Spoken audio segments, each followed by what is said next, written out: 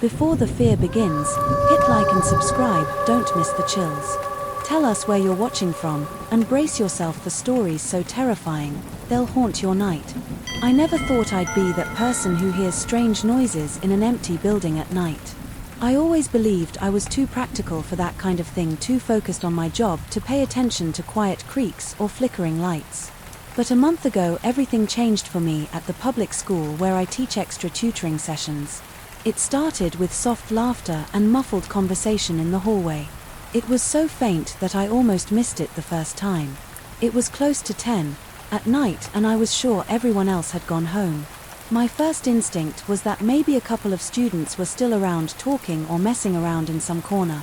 I went back up the stairs to check, but I didn't see anyone. All the lights were off. Every classroom door was locked, and yet I was certain I had heard voices. I shrugged it off that night, thinking I might be overtired or something like that, but it didn't end there. The next few nights the same thing happened. I heard whispers echoing down the second-floor corridor as I headed for the stairs. Then I heard footsteps like someone running in the distance.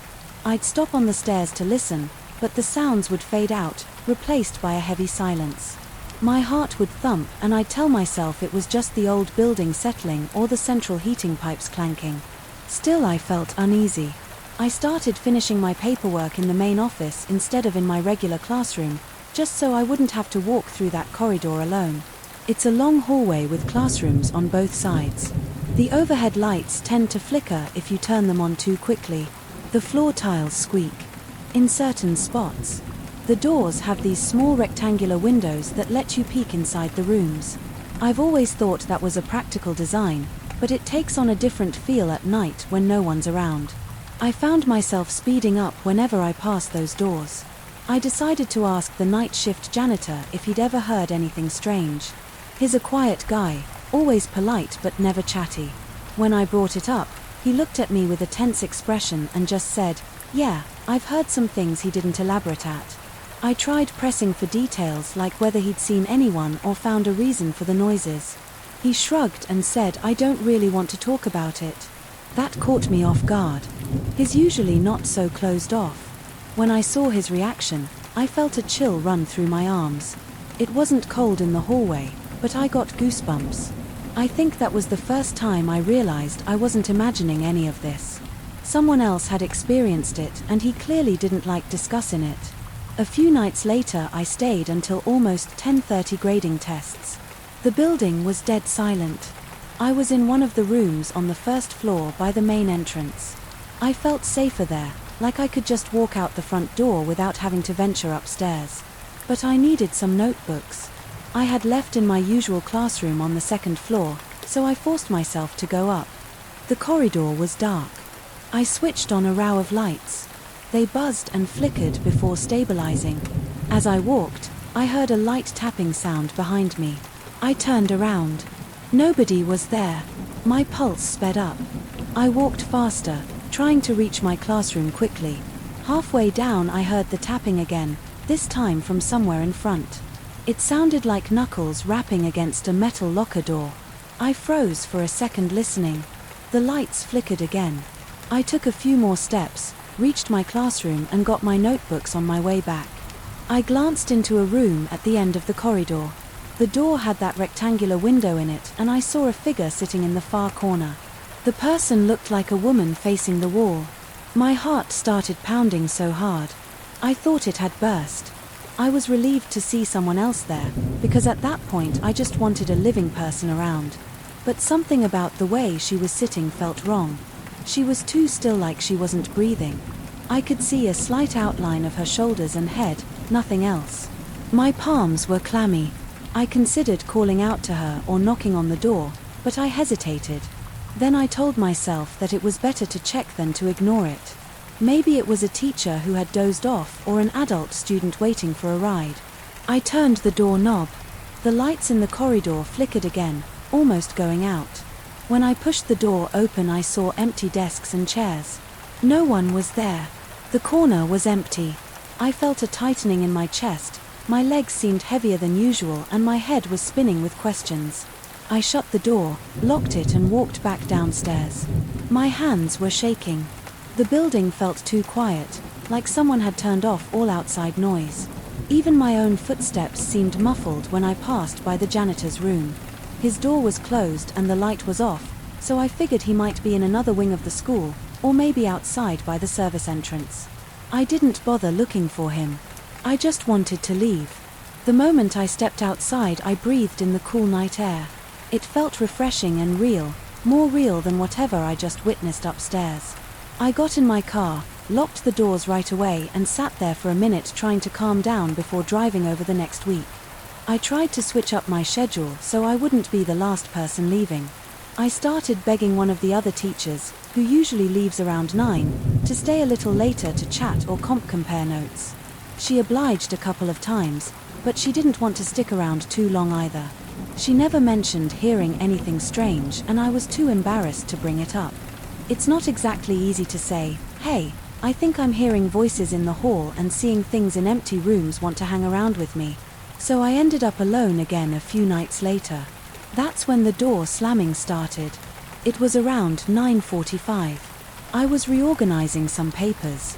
The entire second floor was dark, except for my classroom. Suddenly I heard a door slam in the distance down by the science labs. It was so loud that I jumped. My first thought was that the janitor was closing up, but I remembered how quiet he usually is. I waited hoping he'd show up. He never came by. Then another door slammed, the echo rattled the metal lockers. I dropped my pen and walked into the hallway. Nothing. The lights were off. I called out hello. My voice carried down the corridor, but I got no response. My stomach was in knots. I walked slowly, each step, echoing the hallway, seemed endless. I got to the science lab doors.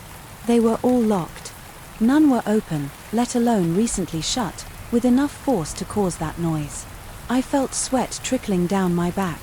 I glanced behind me a few times, expecting to see someone lurking, but I was alone. I pulled out my phone to check the time. 9:55. I realized I couldn't spend another minute in that building. I headed straight for the stairs. As I reached the top step, I heard footsteps running up behind me. They were rapid, almost frantic. My heart pounded in my ears. I spun around.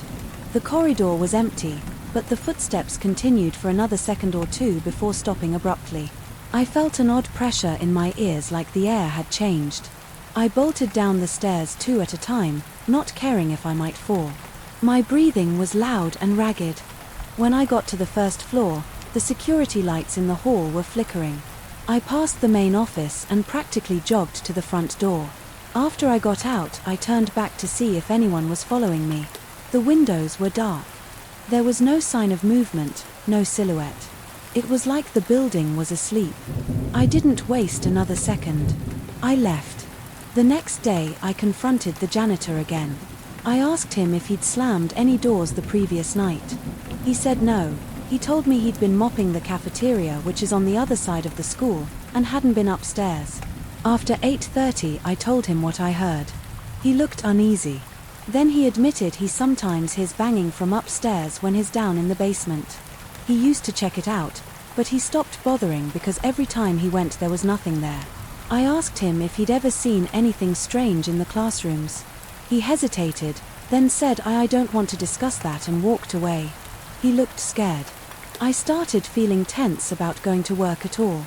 Even during the day, I found myself watching the corners, expecting to see someone or something, but it was at night that everything felt heavier. A few times I considered telling the principal, but I didn't have anything concrete to say. I'm hearing noises isn't exactly proof of a problem, and I was worried he'd laugh it off or think I was being dramatic. I tried to focus on my tutoring sessions, but it was impossible not to feel anxious. As the day wore on and people began leaving around 8 or 9 at night, my hands would start to shake. I'd start double-checking the hallway, turning on more lights than usual by the time I actually finished. The tension in my chest felt like a tight coil. The last event that pushed me over the edge happened last week. It was close to 10 again. I was alone in the teacher's lounge on the second floor, which is near that corridor where I keep hearing things. I had turned on every light in the hallway, hoping that would keep the atmosphere from feeling so eerie. The lounge door was propped open so I could see out into the corridor. As I gathered my papers, I heard soft laughter again. It sounded like 2 or 3 people talking quietly, followed by a hushed chuckle. My mouth went dry. I moved to the doorway to look. The corridor was empty, but the laughter was clearer than before. As if they were right around the corner, I stepped out into the hall and slowly walked toward the corner, feeling my heart hammering in my chest. My stomach felt tense and my ears were almost ringing from the blood rushing through my head. I reached the corner and saw no one. The laughter cut off. The silence was unnerving. I started backing up, planning to return to the lounge to grab my things and get out. That's when I saw a door further down the corridor swing open by itself. It wasn't a gentle push. It flung open, hit the rubber stopper on the wall and then swung back halfway, staying ajar. I stood frozen for a few seconds, afraid to go near it. My breathing got shallow. I took a few steps forward, holding my breath, and peeked inside. It was dark, so I flicked the light switch on. The fluorescent lights hummed for a moment, then revealed empty desks, empty walls, and nothing else. But the door had definitely moved. I thought maybe a draft had pushed it, but there were no windows open, no fans running. I stood there confused and scared. Then something in the corner of the room caught my eye. It wasn't a shape or a person. It was just a slight movement, like a shadow shifting on the floor. I jumped back, nearly dropping my papers. The shadow disappeared like it merged with the darker part of the floor.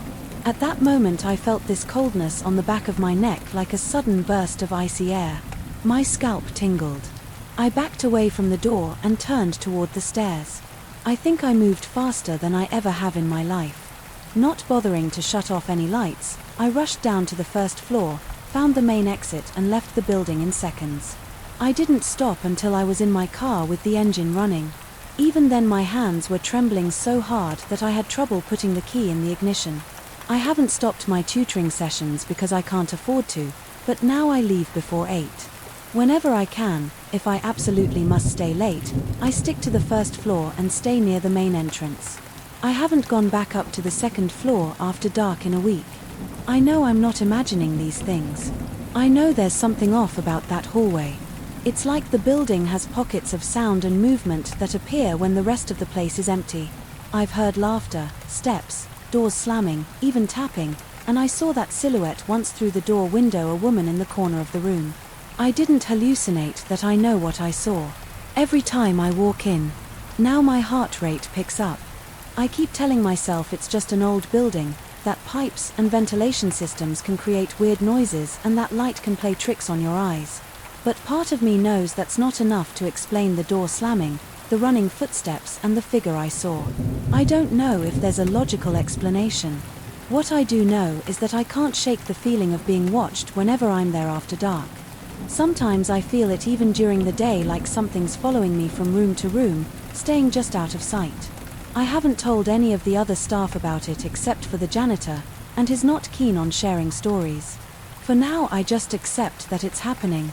I have a job to do and I can't let this drive me away. But I can't deny that each night I drive home my nerves are shot. My hands grip the steering wheel, like I'm expecting something to jump out at me from the back seat. I'm hyper aware of every noise, every shift in the shadows, and it all started with those faint laughs and muffled voices in the corridor. I don't know what else I might encounter if I keep staying late, and honestly I'm not sure. I want to find out. All I know is that this school isn't the same place I thought it was, and I doubt I'll ever feel completely comfortable here at night again. I just want to finish my work and leave as fast as possible. That's my life now, watching the clock, listening for sounds I can't explain, and hoping I never see that silhouette in the corner of a classroom again. There's no easy way to say this. I'm scared of the elevator in my own building. I'm 33 years old, I work as an IT analyst, and I come home late almost every night. I'm not a believer in ghosts or anything like that, but now I'm not so sure. My building has 15 floors and I live on the 12th. Most nights I get off work after midnight. That's when things start happening in that cramped metal box. I first noticed something was off about a year ago. It was past midnight and I was heading up after a long shift. I pressed the button for the 12th floor. The ride was quiet. The fluorescent lights on the ceiling buzzed. My eyes stung from staring at a computer screen all day. So I leaned against the elevator wall. The floor numbers clicked by 2, 3, 4, all the way up. Then, right around the 8th floor, the elevator shuttered. The panel flickered. Suddenly it stopped on the 10th floor. I never pressed 10. The door slid open, revealing an empty hallway. It was dark, except for a single light near the exit side. Nobody got in or out. After a few seconds the door closed. The elevator continued to the 12th floor like nothing happened. I remember feeling uneasy, but I brushed it off. I figured the system was glitching. I'm a tech guy and I know that old circuits can act up sometimes. But then it kept happening. Different floors always, empty hallways, always after midnight. At first it was once a month, then it became once a week. I even called the caretaker about it. He said, yeah, sometimes it does, that it's an old panel. Don't worry about it. He seemed calm, but he had this look in his eye like he'd seen it all before. I tried not to dwell on it. I had work deadlines a lot on my mind, but about 6 months ago I had a terrifying experience. It was around 1 in the morning. I was half asleep on my feet when I pressed the button for my floor. The elevator started climbing. I was counting floors in my head, waiting to get home and crash into bed. Suddenly it jerked. The lights flickered, the cabin creaked, and I felt this weird shift. Like the elevator had stopped, but the cables kept straining. I looked at the panel and saw floor 12 lit up. It was trying to open the door, but the door stayed shut for a moment. Then out of nowhere, I heard a laugh. It sounded like a woman clear as day somewhere behind me. My stomach dropped. It was so close, like it was right next to my ear. I whipped my head around. The elevator was empty. I kept telling myself it was probably a trick of the building's acoustics. Maybe someone on another floor laughed and it echoed, but I couldn't shake the feeling of how close it sounded. It wasn't faint or distant. It was crisp. It felt like someone stood behind me, leaned in and laughed. My hair stood on end. I thought I was going nuts. My heart raced. My mouth went dry. After a few seconds, the door finally opened. The hallway was empty. I didn't see a soul around. I hurried to my apartment, locked the door and tried to forget about it, but it stuck with me. Over time I heard rumors from neighbors. People joked about the haunted elevator. Nobody had any solid evidence, but people mentioned hearing noises or getting stuck or seeing the doors open to an empty hallway. I asked the caretaker again. He shrugged and said something like it's an old system, but I don't mess with it. At night he changed the subject quickly. It was obvious he didn't want to talk about it. I didn't push him, but I started dreading the ride home one night. I was coming back with groceries. It was around 11:45 p.m., not quite midnight, so I thought I'd be safe. I got into the elevator with my bags, pressed 12 and stood there. My eyes were on the doors. I was counting the seconds because at that point I was paranoid. Floor 5 pass, then 6, then 7. The elevator came to a stop at 9. I hadn't pressed 9. The doors slid open, revealing a pitch-black hallway. One of the bulbs on that floor must have been out. There was a flickering light at the far end, but it was so dim that I couldn't see much. I remember the door stayed open longer than usual. I got this overwhelming sense that something was there just beyond on the darkness. The air felt stuffy, even though the ventilation fan hummed overhead. My instincts told me to stay still. I listened for footsteps or voices, nothing. I shifted the grocery bag from one arm to the other. I could feel sweat rolling down my back. After a long moment the door closed and the elevator moved again. I exhaled in relief, but my heart thumped in my chest. I took a shower that night trying to calm my nerves, but I couldn't relax. I kept replaying that open door in my head. A few weeks later something even worse happened. I got stuck in the elevator around 1:30 a.m. I was exhausted from a big project at work. My neck was stiff and my eyes burned. I just wanted to get home, take a quick shower and collapse in bed. I pressed 12. The elevator started its climb at floor 7. It jerked violently, then ground to a halt. The panel went dark. The overhead light stayed on, but everything else died. I tried hitting the emergency button, no response. I tried pressing all the floor buttons, still nothing. I felt a wave of panic. My throat tightened. I took a deep breath and reminded myself that I'm not claustrophobic. I've been in tight servers' rooms and small spaces before, but something about that silent elevator car made it hard to breathe. The overhead light flickered once like it might go out. My chest tightened even more than I heard movement above me. It was a soft, scuffling sound like steps or scraping shoes. It moved from one side of the ceiling to the other. I stared up at the hatch, waiting to see if someone was there. The sound paused, then picked up again. My pulse hammered in my ears. I stepped back, pressing myself against the wall. I couldn't figure out if it was a maintenance worker or something else. Normally you'd expect maintenance people to shout, "Hello, anyone in there?" or something like that, but all I heard was that steady shuffle. After maybe 20 seconds it stopped. I felt an itch in my palms.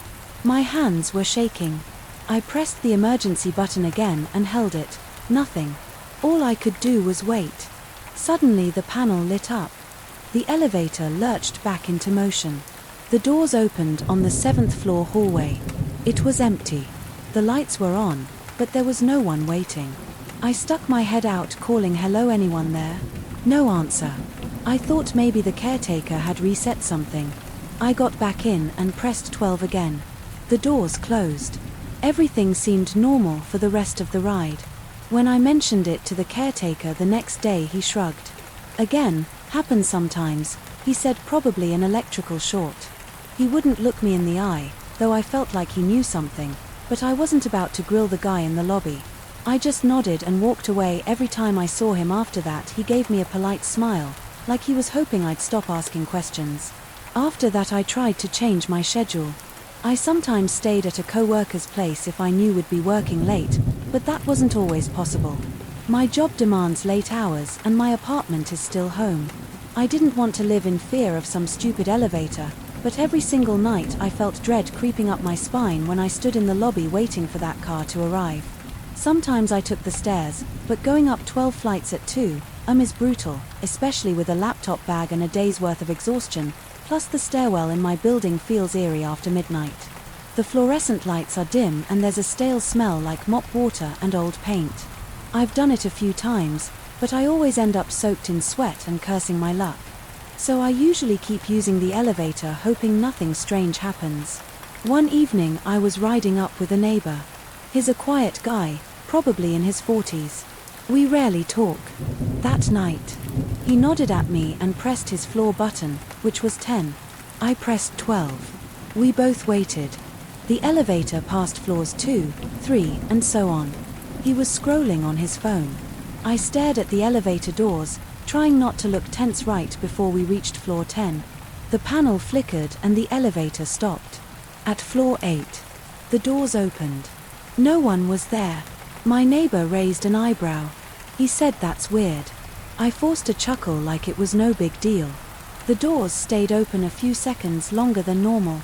He actually leaned out and took a quick look down the hallway. He turned back to me and said, "I've heard stories." "Man," I nodded but didn't say anything. He didn't elaborate. The doors closed and we went on. I got off at 12 o'clock, feeling a little better that I wasn't the only one who found this bizarre. The real kicker happened last week. It was 12:30 a.m. and I was dead tired. I'd worked a 10-hour shift. My mind was numb. I got into the elevator and pressed 12. Like always, the ride was uneventful until floor 11. Suddenly the elevator bounced like it hit a snag. I lurched forward, grabbing the handrail. The lights in the car dimmed for a second, then returned to normal. The elevator reached floor 12 and opened. I stepped out relieved, but as soon as I did, the elevator door closed behind me. I heard a whisper from inside the elevator like a hushed voice. It was so soft I couldn't make out words. I froze in place, my heart pounding. The door was already shut, so I couldn't see inside. It sounded like it was coming from the middle of the empty cabin. My chest tightened again and I felt this urge to run, but I stood there listening. The whisper lasted maybe 2 seconds, then stopped. I swiped my key card and practically sprinted to my door. That night I lay awake in bed staring at the ceiling. My body was exhausted, but my mind refused to shut down. I kept thinking about that whisper. I tried to dismiss it as a malfunctioning speaker or some weird mechanical hiss, but it didn't sound mechanical. It sounded human. I could still feel the hairs on my arms standing up. I talked to a couple of co-workers about it the next day. One suggested I record my rides on my phone just to see if I catch anything. I thought about it, but then I decided against it. I wasn't sure I wanted proof. What would I even do with it? Show the caretaker, bring it to the condo board? They'd probably say the same thing: old elevator, glitchy wiring, end of story, or they'd tell me to move out if I didn't like it. And, to be honest, if I ever caught a clear voice or face on camera, I'm not sure how I'd handle it. Sometimes ignorance feels safer. I still live here, I still work late, and the weird elevator rides haven't stopped. Once or twice a week the elevator takes an extra detour. It'll open on a ramp, random floor revealing an empty hallway. Sometimes I swear I hear faint breathing or movement in the elevator car, like someone shifting their weight. I try not to react. I stand still, wait for the door to close and keep my eyes forward. My heart pounds every time, my palms get sweaty, and there's a heaviness in my stomach that won't go away until I'm safe in my apartment. I've considered moving, but the rent is decent and I actually like my unit. It's spacious and the location is close to work. I can't afford a huge increase in rent just because the elevator creeps me out, and part of me wants to believe there's a rational explanation. Maybe there's a short circuit in the control panel, maybe the cables are worn, maybe there's some weird vent that carries noise. So I try to live with it. I avoid the elevator when I can, but sometimes I'm too tired to haul myself up 12 flights of stairs at 1 o'clock in the morning. Every night I tell myself that nothing ever actually hurt me in that elevator. There's no real threat, just bizarre noises and uninvited stops. But the laughter, that female laughter I heard so clearly, still chills me. The caretaker's dismissive attitude sticks with me too. He knows more than he's letting on, or at least he suspects something. Other neighbors have told me they've had strange moments in that elevator, but nobody wants to make a big deal out of it. They just want to get to their floors and go to sleep. So that's my story. I'm a grown man and I'm freaked out by my own elevator. It's ridiculous, but it's my reality. Every time I step into that metal box after midnight, my heart rate goes up. I brace myself for a random stop or a flicker of the lights or a disembodied whisper. It feels like a twisted routine at this point. Work late, come home, face the elevator, wait to see if it'll do something strange, and then try to forget it. When I finally step into my apartment, I wish I had some big explanation or a fix for it, but I don't. I just deal with it day by day, or rather night by night. I can't say I've gotten used to it, but I can't say I'm ready to move out either. I don't know if the elevator is actually haunted or if there's some technical issue that nobody wants to fix. All I know is that I've heard things that shouldn't be there, and I've ended up on floors I never pressed. I felt the car shake and stop, and I've been stuck with footsteps over my head. Whatever's happening in my building, it's real enough to keep me on edge, but life goes on. I have to pay my bills, keep my job, and get home somehow, and that means stepping into that elevator again and again after midnight. Every time I hold my breath and hope it just goes straight to 12 without any surprises. Sometimes it does, sometimes it doesn't, and that's the worst part. I never know which ride will be the quiet one. I still remember the first time those lights made me question my own eyes. I was on my usual late-night drive to visit my mother's farm following the same rural road. I'd taken countless times.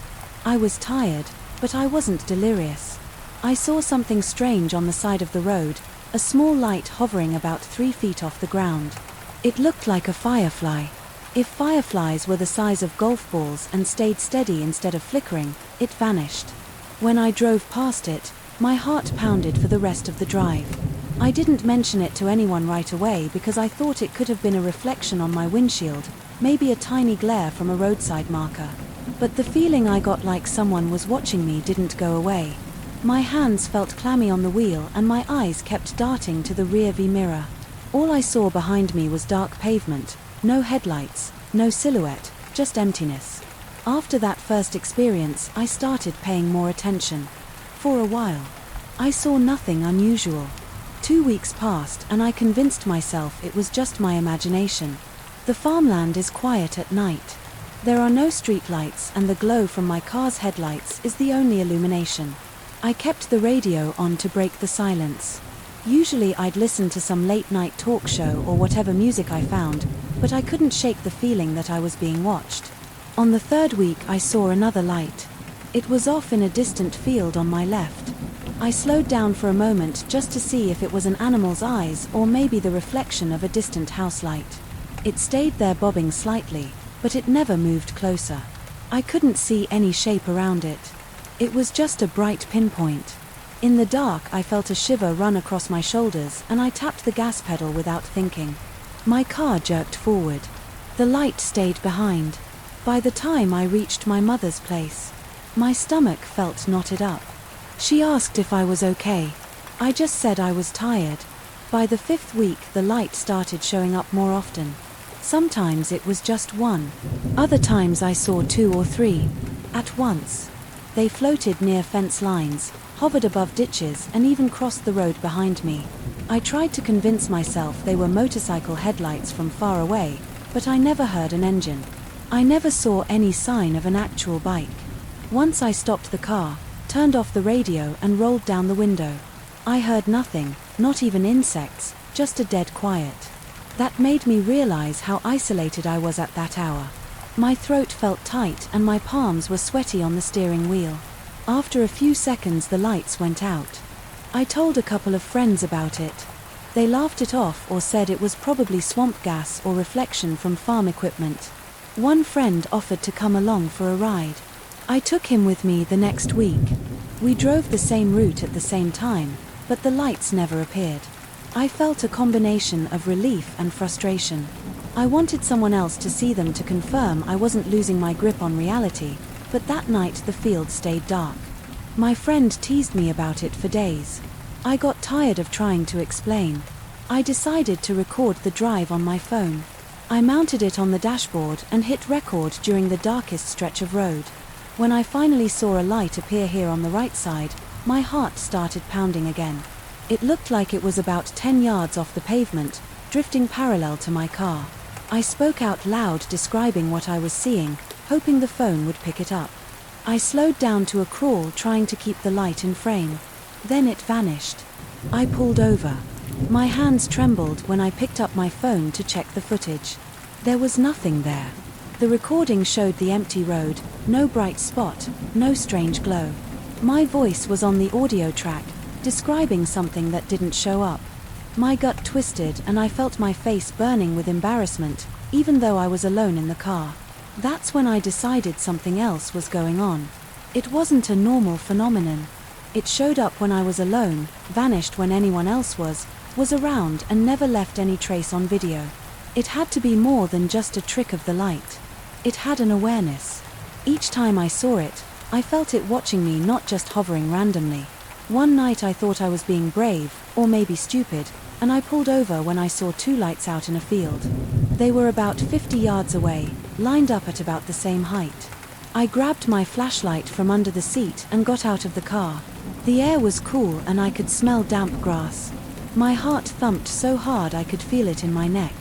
I walked to the fence line, shining my flashlight into the darkness. The lights didn't move. They glowed like bright beads in the distance. My mouth went dry and I felt the hair on my arm stand up. I couldn't hear anything except my own breathing. I took one step over the ditch. My foot sank into the soft mud and my ankle twisted a little. I hissed in pain but kept going. I raised the flashlight and pointed it toward the lights. Then, without any warning, they blinked out. The field turned pitch black. I cursed under my breath and spun around, shining my light everywhere. I didn't see anything. No animals, no person, no machines. I stumbled back to the car and pulled out of there fast. My heart pounded for the rest of the drive by the time I got to my mother's place. My shirt was damp with sweat and my hands felt shaky. When I went inside, Mom asked if something was wrong. She said my face looked pale. I said I just needed some water in a few minutes to calm down. I sat at the kitchen table, rubbing my temples. The overhead light felt harsh and my eyes were dry. She said a glass of water in front of me. I drank it in one go. She tried to ask me again what was wrong, but I couldn't form a proper explanation. I just shook my head and told her not to worry. Every week it got worse. The lights got closer to the road. Sometimes they floated just a few feet from my car. I could see them from the corner of my eye when I looked at the side mirrors. One time I glanced out the driver's side window and saw a single light pacing me.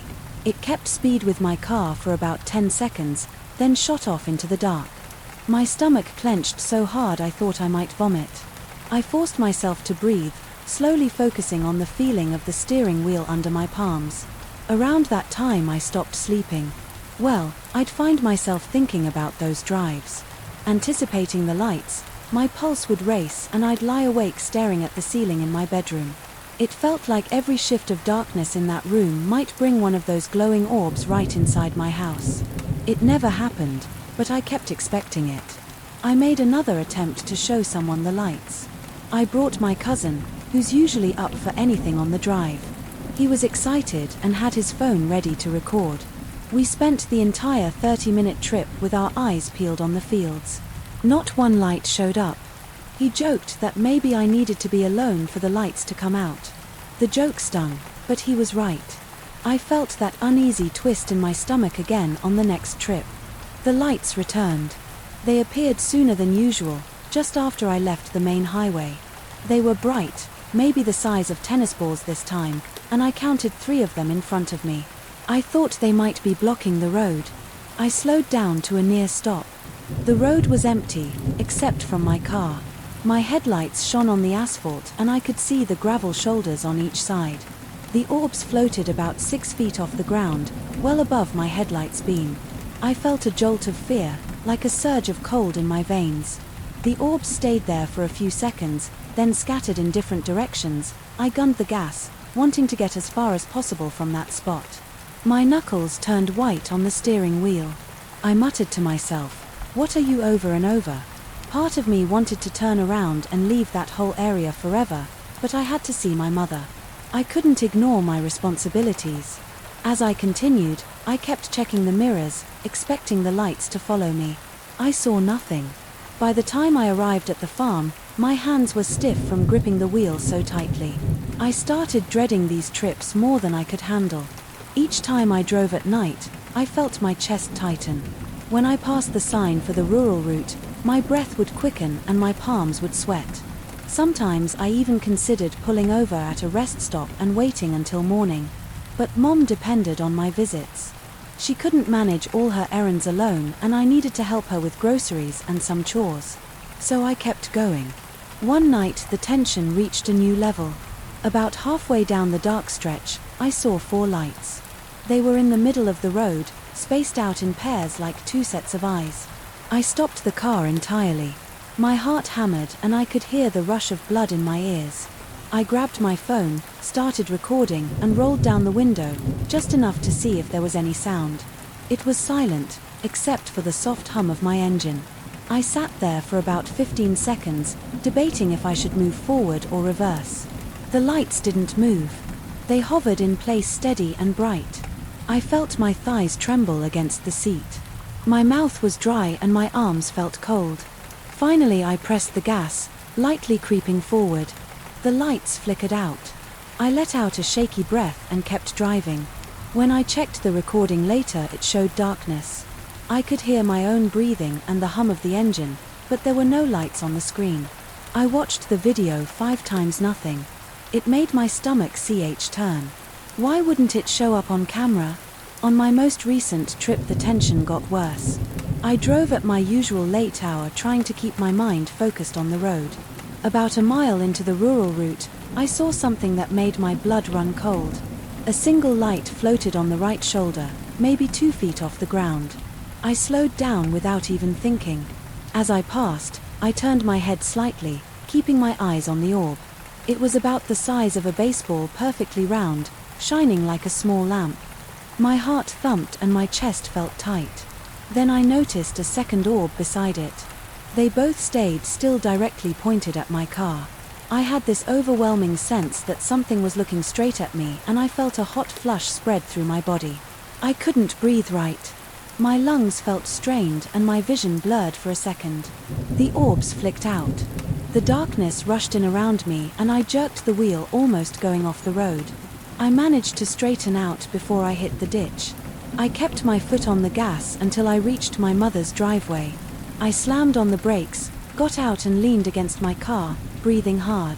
The night air felt cold against my sweaty skin. My heart pounded so loud I couldn't hear much else. After a minute I went inside. Mom was sleeping. I didn't want to wake her. I sat in the living room with the lights on, staring at the clock and waiting for my heartbeat to calm down. Now, each time I plan to drive there, I get a knot in my stomach that doesn't fade until the trip is over. I keep thinking about the lights. They're coming closer, they're crossing the road more often. They're hovering near my car windows. They vanish the moment I slow down or try to film them. It's like they're messing with me, staying just out of reach. I can't prove they exist to anyone else. I feel more isolated every week. I have to keep going. My mother needs me and I can't just stop visiting her. But each time I get behind the wheel at night, I feel my body tense up. I grip the steering wheel until my hands hurt.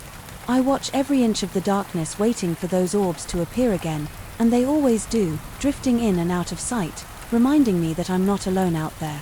I don't know what they are or why they're following me, but I can't shake the feeling that they're getting bolder. They feel intelligent, like they're studying my reactions. That's all I can say. I see those lights each time I drive to the farm alone. I don't have an explanation and I can't record any evidence. I don't think anyone would believe me if I tried to explain it in more detail. All I know is that every trip makes my heart race, and every trip makes me wonder if something will finally step out from the darkness and show me what those lights really are. Until that happens, I'll keep driving, keeping my eyes on the road and my foot ready on the gas, and every single time those lights will be out there waiting. I never expected my grandfather's old plane to fill my nights with grinding noises and uneasy sweat. I inherited his tools when I turned 41, a few months after he passed away. I've been a professional carpenter for almost 2 decades, but I owe everything I know to him. He taught me how to measure angles by feel, how to sense the grain of the wood under my fingertips, and how to spot a warped board from across the room. When I got his plane, I felt proud to have it on my workbench. I had no idea it would keep me awake, with the unsettling sound of wood being shaved after hours. I remember the first night I heard that noise. It was around midnight. I was half asleep in the small office attached to my workshop. I'd stayed late to finish a table for a client. My back hurt and my eyes felt heavy. Just before drifting off on my chair, I heard a sharp scraping sound. At first I thought it was the wind brushing a tree branch against the metal siding, but I recognized the rhythm. It sounded exactly like a plane running over a board, slow and steady. 1, 2, 3 strokes in a row, pause, then another set of strokes. My heart pounded. My legs trembled. I looked around and realized the plane was on my main bench in the shop area. No one else was there. I got up, fumbled for the switch and turned on the overhead lights in the shop. The scraping sound stopped. The plane was still on the bench right where I'd left it. I walked over, touched it, picked it up and felt nothing strange, but I saw fresh curls of wood on the bench surface, those thin, almost translucent shavings that come from a properly sharpened blade. I couldn't figure out where those shavings came from. There wasn't a single board on the bench. My breathing was fast and my palms felt clammy. My first thought was that maybe someone had broken in. I checked the doors. They were locked. The windows were intact. There was no sign of forced entry. I even looked in the corners of the shop behind cabinets under the big table, saw nobody was there. I didn't feel safe, but I didn't have a better explanation. I swept up the shavings, put them in a trash bin and left the plane on a side shelf. Then I locked the plane in a small tool cabinet just to be sure. After that I grabbed my things and headed home. My stomach twisted in knots. The next morning I arrived early, hoping I'd just imagined everything. I opened the cabinet and took out the plane. The plane was exactly where I left it, but I found another small pile of shavings on the cabinet shelf. My throat felt dry. That meant something happened. After I left, I took a closer look at the blade. It looked freshly used, with a bit of dust stuck to the edge. I wiped it off, feeling a chill on the back of my neck. I set the plane aside and decided to keep it on a different bench. The rest of the day I stayed busy building a custom dresser, trying to ignore the weird feeling that something was off. A couple nights later I stayed late again to finish some sanding work. I had turned off most of the lights except the one over my sanding station at around 11 periodic gam. I heard that scraping again. This time it was louder. My chest felt tight. My hands trembled and I almost dropped the orbital sander. I looked toward the main bench and didn't see anything unusual, but the scraping sound kept going. It was steady, like someone pushing that plane across a piece of lumber. I walked closer, feeling my heart hammering inside my chest. My forehead felt damp with sweat. I flipped on the overhead light. The noise stopped instantly. No sign of movement. The plane sat there, blade facing the wall. I stood there for a good minute trying to steady my breathing when I saw a faint shape in the back of the shop. It was in the corner by an old shelf where my grandfather used to keep leftover wood scraps. I froze. It was shaped like a man hunched a bit, arms at his side. I took a few slow steps forward and it vanished behind the shelf. My scalp tingled and I felt a chill spread through my shoulders. I didn't want to go closer, but I had to see. I moved behind the shelf. It was empty. No one was hiding there. I felt the tingling in my hands like my nerves were on full alert. The air smelled dusty, like old sawdust in stale sweat. Over the next few weeks I kept finding fresh wood shavings. Sometimes I found them scattered on the floor near the tool cabinet. Sometimes they were on the bench near the plane. I also started noticing finished details on projects that I hadn't done myself.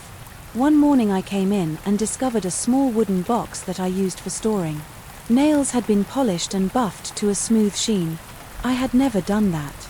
I had only built the box from scrap pine. There was no reason for me to polish it, but there it was shining under the fluorescent light. I didn't know how to react. I felt invaded, like someone was in my personal space messing with my projects. One night I heard a soft tapping sound. It was around 2 I was there late again trying to finish a project for a demanding client. At first I thought it was just the sound of my neighbor's car engine outside, but it kept going evenly spaced. I followed it and it led me to the back corner near the leftover wood pile. The tapping grew louder as I approached, then stopped. When I was 2 feet away, my chest felt heavy. I clenched my fists, wondering if I would see that figure again. The space was empty. Nothing moved, but I noticed a faint creaking from the rafters above, like someone shifting weight on an old beam. I couldn't sleep properly anymore. My mind was constantly on edge. I kept remembering the times my grandfather would scold me if I rushed through a project or used cheap materials. He was strict about quality. He believed every piece of wood deserved respect. I started thinking maybe he was somehow still here watching me work, checking if I did things the way he taught me. I felt a surge of guilt. Lately I'd been cutting corners on some smaller jobs. I'd buy cheaper plywood or skip a final sanding pass to save time. Maybe he didn't approve. One evening I decided to talk out loud. I felt silly doing it, but I needed to address whatever was happening. I stood next to the plane on the main bench. I looked around, my voice shaky, and said, "Grandpa, if you're here, I don't mean any disrespect, I'm just trying to keep the business going." The fluorescent lights buzzed overhead.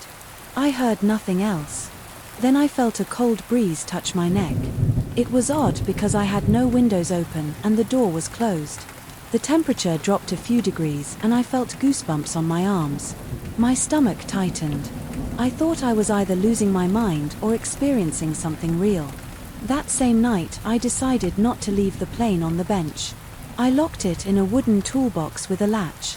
I placed the toolbox behind some large cabinets, thinking that might block whatever force was causing these incidents. I felt nervous and a bit frustrated. I went home and tried to sleep, but my dreams were restless. When I came back in the morning, I found the toolbox on the bench. The latch was undone and the plane was sitting on top of the box. There were new shavings around it. My heart pounded and I felt sweat trickle down my back. I felt trapped in my own workshop, like I had no control over this strange presence. Another day I swore I saw that shape again. It stood by the corner near the leftover lumber rack. This time I saw more detail. It looked like an older man, tall with a rigid posture. The face was shadowed, but I recognized the outline of the hair in the stance. It reminded me of my grandfather standing there, arms crossed, watching me, like he used to do when I was a teenager learning the craft. I felt my mouth go dry and I couldn't move. I noticed the expression on that face, or at least the way the head was tilted. It didn't look kind or soft. It felt judgmental, like it was evaluating me and finding me lacking. I tried to call out, but my throat felt tight. I managed a weak, "Grandpa." The figure remained still for a moment. Then it turned and faded behind the lumber rack. I ran over and found nothing but old scraps of wood and cobwebs. I stood there breathing hard, feeling my heart thump in my ears. My hands shook and my legs felt weak. I had the urge to leave the workshop right then, but I had orders to complete, so I stayed. My phone showed it was only 7 hours p.m. I knew I had hours of work ahead. One morning I walked in to find a small table I was building fully assembled and polished. I had only gotten as far as cutting the pieces and gluing part of the frame, but now the table was complete with a smooth finish.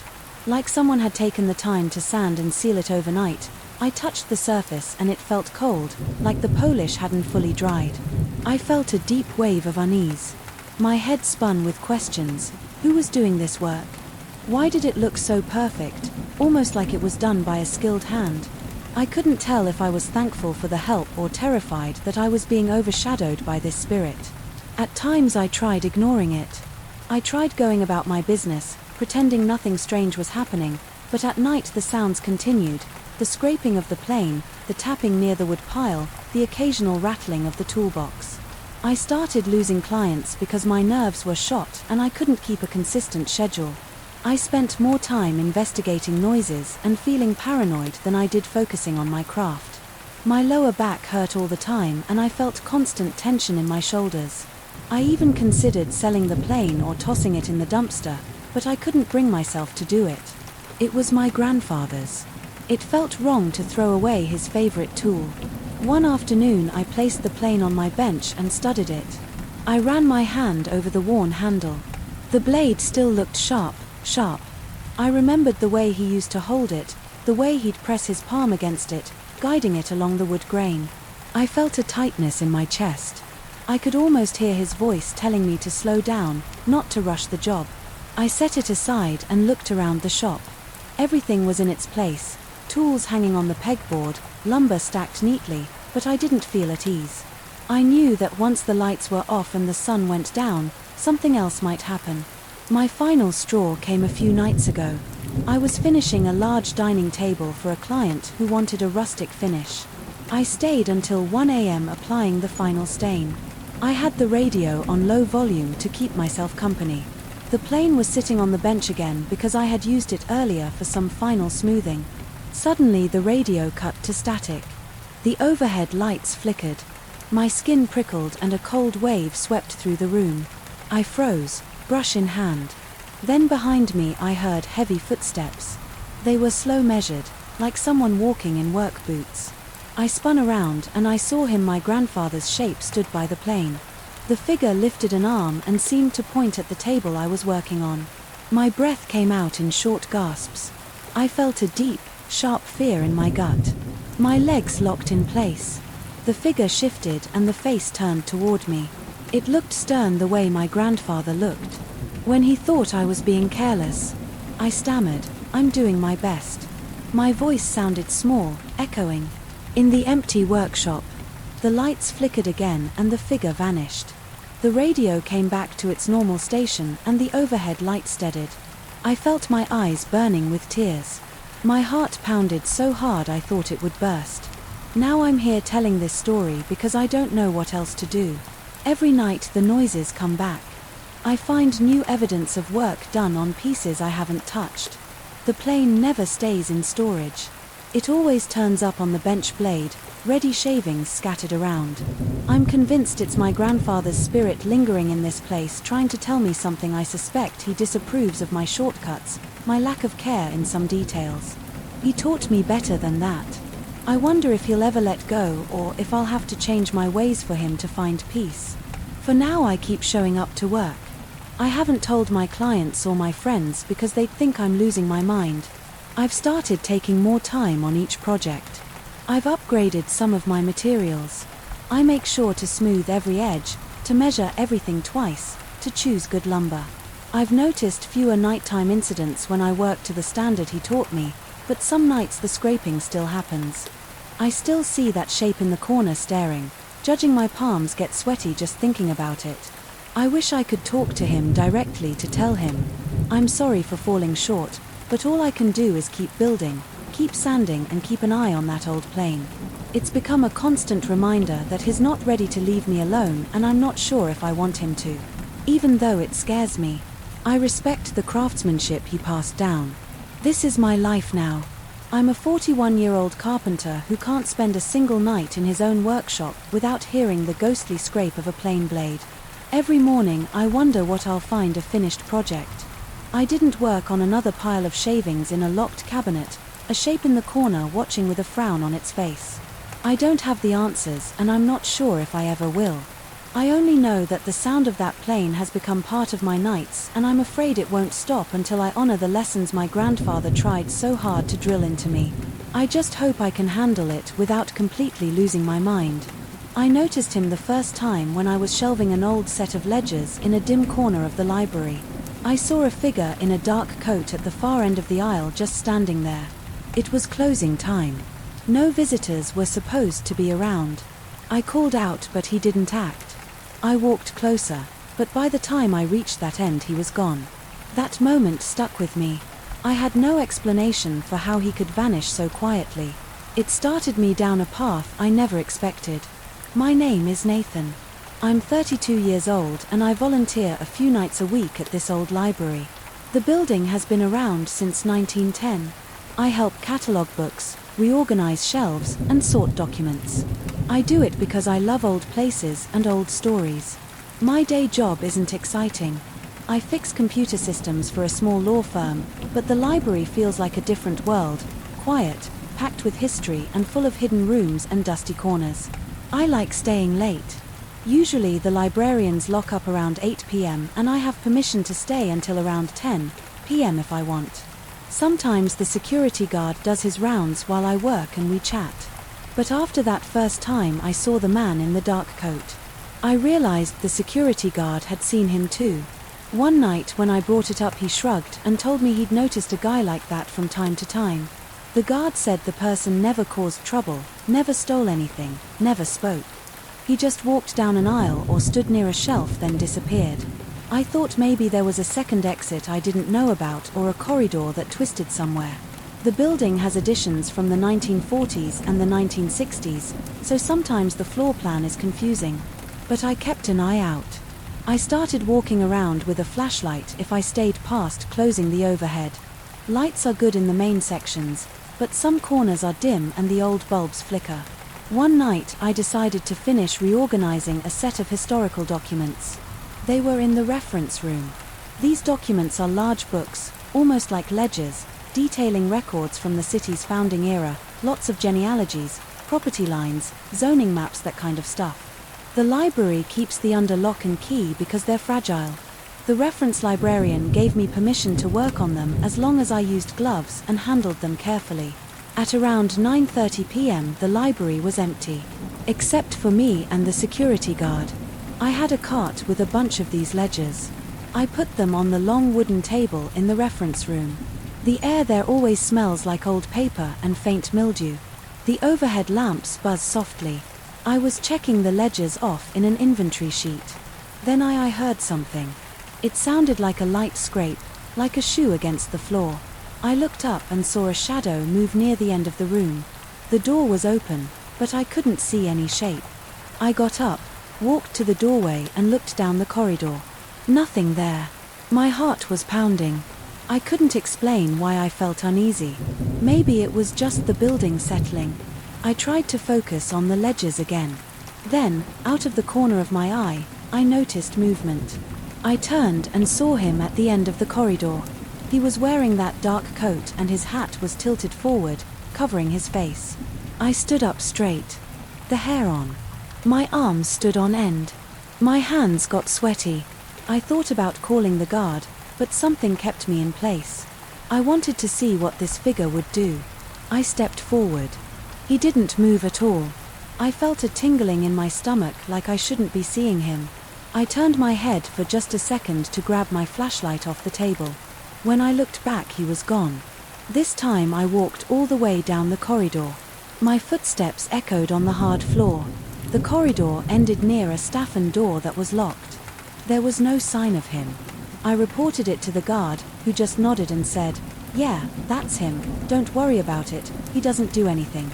The guard spoke as though this was completely normal. I had a hard time wrapping my head around it.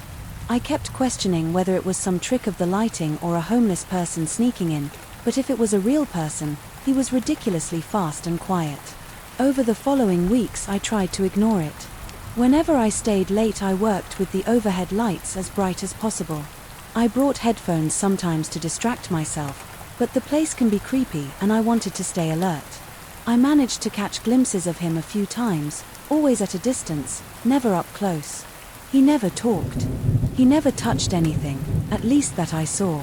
Yet the guard told me that sometimes books were found open or out of place in odd corners. He said it might be the same person, or maybe just visitors who forgot to resell something. Still, it felt connected to this strange figure. The library has these old logs and files in the basement archives, and I volunteered to go through them on a Wednesday night. This was part of a bigger project to digitize everything, so I needed to scan documents, record them and label them in a spreadsheet. These archives smell even mustier than the reference room. The walls have metal shelves stacked with boxes and the lighting is weak. There's a single overhead bulb every 15 feet, so large sections of the aisles are shadowy. I spent hours there scanning and typing. Around 11 p.m. my eyes got tired. I decided to walk upstairs, grab a coffee from the machine and stretch my legs. When I got upstairs, the hallway leading to the staff lounge was silent. The security guard sometimes takes breaks around that time, so I assumed he was on his usual round. When I opened the lounge door, the lights were off. I flipped them on, got my coffee and went back into the hallway. That's when I heard it footsteps slow and steady down near the historical archives room. I stepped toward the sound. I kept my coffee in one hand and braced my other hand on the wall. The footsteps stopped. I looked around the corner, but the corridor was empty. I kept walking, trying to be quiet. Then I saw him. He was standing about 15 feet away from me near the old wooden door that leads to a small reading nook. His hat was still covering his face. He stood perfectly still as if he was waiting for me. I felt my pulse hammering in my ears. I wanted to speak, but no words came. All I managed was whispered, "Hey," that barely came out. He didn't respond. I took a step forward. Then he took a step back. That's when I noticed something strange. There was this old leather-bound book in his hand. The cover looked worn and dusty. I recognized it from the archives. I'm pretty sure it was a record book from the early 1900s. I tried asking him if he needed help or if he was looking for something silence. He turned slightly and walked around the corner. I rushed after him, but when I reached that corner he was gone. There was no door or hallway there, just a straight path to another locked storage area. I used my key on the door thinking maybe he'd slipped inside, but the room was dark and empty. My entire body felt shaky. I didn't know what to do. I put my ear against the door trying to hear if maybe he was hiding nothing. I went back to the main corridor and found the guard. I told him everything, including the detail about the old book. He shrugged, said he hadn't seen anybody recently and suggested I take it easy. He made a casual joke that I might be seeing things after too many hours in the archives. I didn't feel like joking over the next few nights. I couldn't shake the anxiety. Every time I passed a dark corner, I expected to see that figure. I asked some of the librarians about the old record books. Most of them said that set was kept under lock and key. It was part of the city's historical archive. They contained a lot of property records, but also some old correspondence and personal diaries from prominent families the library director had mentioned. These materials were once misfiled or partially lost. Something about them was never fully organized. One Friday night I decided to stay later than usual. I needed to finish an inventory in the main hall. The security guard told me I could stay, but I had to make sure to lock up properly. He left at midnight, which was unusual because he normally does a shift until morning. Maybe there was some staffing issue. In any case, I was alone. The silence felt heavier without the guard's presence. I finished the inventory around 12:30 a.m., but I wasn't satisfied. My curiosity got the better of me. I wanted to see if I could find that old leather-bound book. I went down to the archives, into the dusty aisles, scanning shelves with my flashlight. The floor creaked. Under my feet I found a section labeled 1905 to 1912 city ledgers. I started searching for anything that looked like the book I'd seen in the figure's hand. After 20 minutes I hadn't found it. My shoulders were tense. My neck hurt from looking side to side. So often checking if he was nearby, I looked behind me every few seconds. The entire place felt off, like the air was thicker than usual. Then I saw him again. He was at the end of the aisle, about 20 feet away, standing in the dim light. My heart skipped a beat. I lifted my flashlight and aimed it in his direction. The light barely reached him. It was enough for me to see his coat and hat. I still couldn't see his face. I called out louder, this time telling him I just wanted to talk. No answer. He lifted his arm and pointed toward a shelf. I froze. I could see his gloved hand pointing at a specific row of books. My mind was racing then. Just as before he vanished in an instant, I sprinted down the aisle, pointing my flashlight at every shelf. There was no one there, but I did see a thick, dusty volume partially pulled out from the shelf. It looked old and worn. The label on the spine matched the 1908 city records. I slid the book off the shelf and placed it on a small table nearby. It felt heavier than it looked when I set it down. Dust flew off the cover. I opened the book and flipped through the pages. Most of it was property listings, land purchases, and legal documents. Near the end there were letters and personal notes inserted, possibly from the families who owned property back then. They were old, some handwritten, some typed. I scanned them quickly, but none stood out, except for one letter that mentioned a dispute at the library's opening. It said something about missing funds and confusion over a donation. I had no idea if it mattered. That's when I heard a soft thud behind me. I turned around and saw another book lying on the floor. It was a different ledger, also from around 1909. It was open and the pages were slightly crumpled. I picked it up and glanced through it. My hands were shaking. I could hear my heartbeat pounding in my ears. The pages were covered in lists of donors and amounts. I noticed that someone had circled a particular EULA name in pencil, but I couldn't read it clearly. The handwriting was old-fashioned and faint. I felt like someone was watching me again. I looked around, but no one was there. My throat was dry. I shut the book and placed it on the table. My eyes stung from staying awake so late, but I couldn't just leave. The feeling in my gut told me that whoever this figure was, he didn't want me digging too deep, or maybe he was trying to show me something. Either way, I sensed a presence in those aisles, like a pressure behind me, pushing me to hurry up and leave. I packed up the books, decided to gather them properly and leave them on the arabesque desk upstairs. I didn't want to stay in that basement any longer. My steps felt heavy as I climbed the stairs. When I got to the main floor, I noticed the lights were off. I thought I'd left them on. My nerves were raw. I tried not to think about it. I turned them back on and walked across the main hall to the reference room. Every shadow felt like it was moving. My pulse wouldn't slow down. I put the books on the desk, took one more look at the pages and realized I was too tired to make sense of them. I decided to lock up and go home. As I walked to the front entrance, I glanced toward the far end of the main hall. In the last flicker of light from the overhead lamps, I saw him again. The man in the dark coat stood there. I felt my face go cold. My hand shook. He was motionless. His head was down, hat brim covering his features. I took a step forward, but the lights flickered and he vanished into the darkness. I forced myself to keep walking. I exited the building and locked the door behind me. Outside, the cool night air hit my face. My body felt stiff. My mind was racing, but I also felt relieved to be out of there. When I reached my car, I kept looking over my shoulder, half expecting to see him on the sidewalk. No one was there. I got in, locked the doors and drove home. Now every time I come back, I wonder if he's waiting for me in those aisles. I keep telling myself that I'll figure out what's in those records. That maybe it explains who he is or why he lurks in the library. But the more I see him, the more I suspect he doesn't want me digging any further. He appears just long enough to unnerve me, then disappears without a trace. I can't explain it. I can't prove it, but I know I'm not imagining it. I can't stop volunteering. I'm drawn to that building and its history. Yet every late shift I feel that nod in my stomach. I catch movement in my peripheral vision and I tense up expecting to see him. Sometimes I do see him for a split second. Other times I just hear the soft click of footsteps on the old floors. It's a strange dance, him staying out of reach and me trying to figure out if I should keep searching through those ancient ledgers. I don't tell many people about it because they'd think I'm paranoid. The guard just shrugs.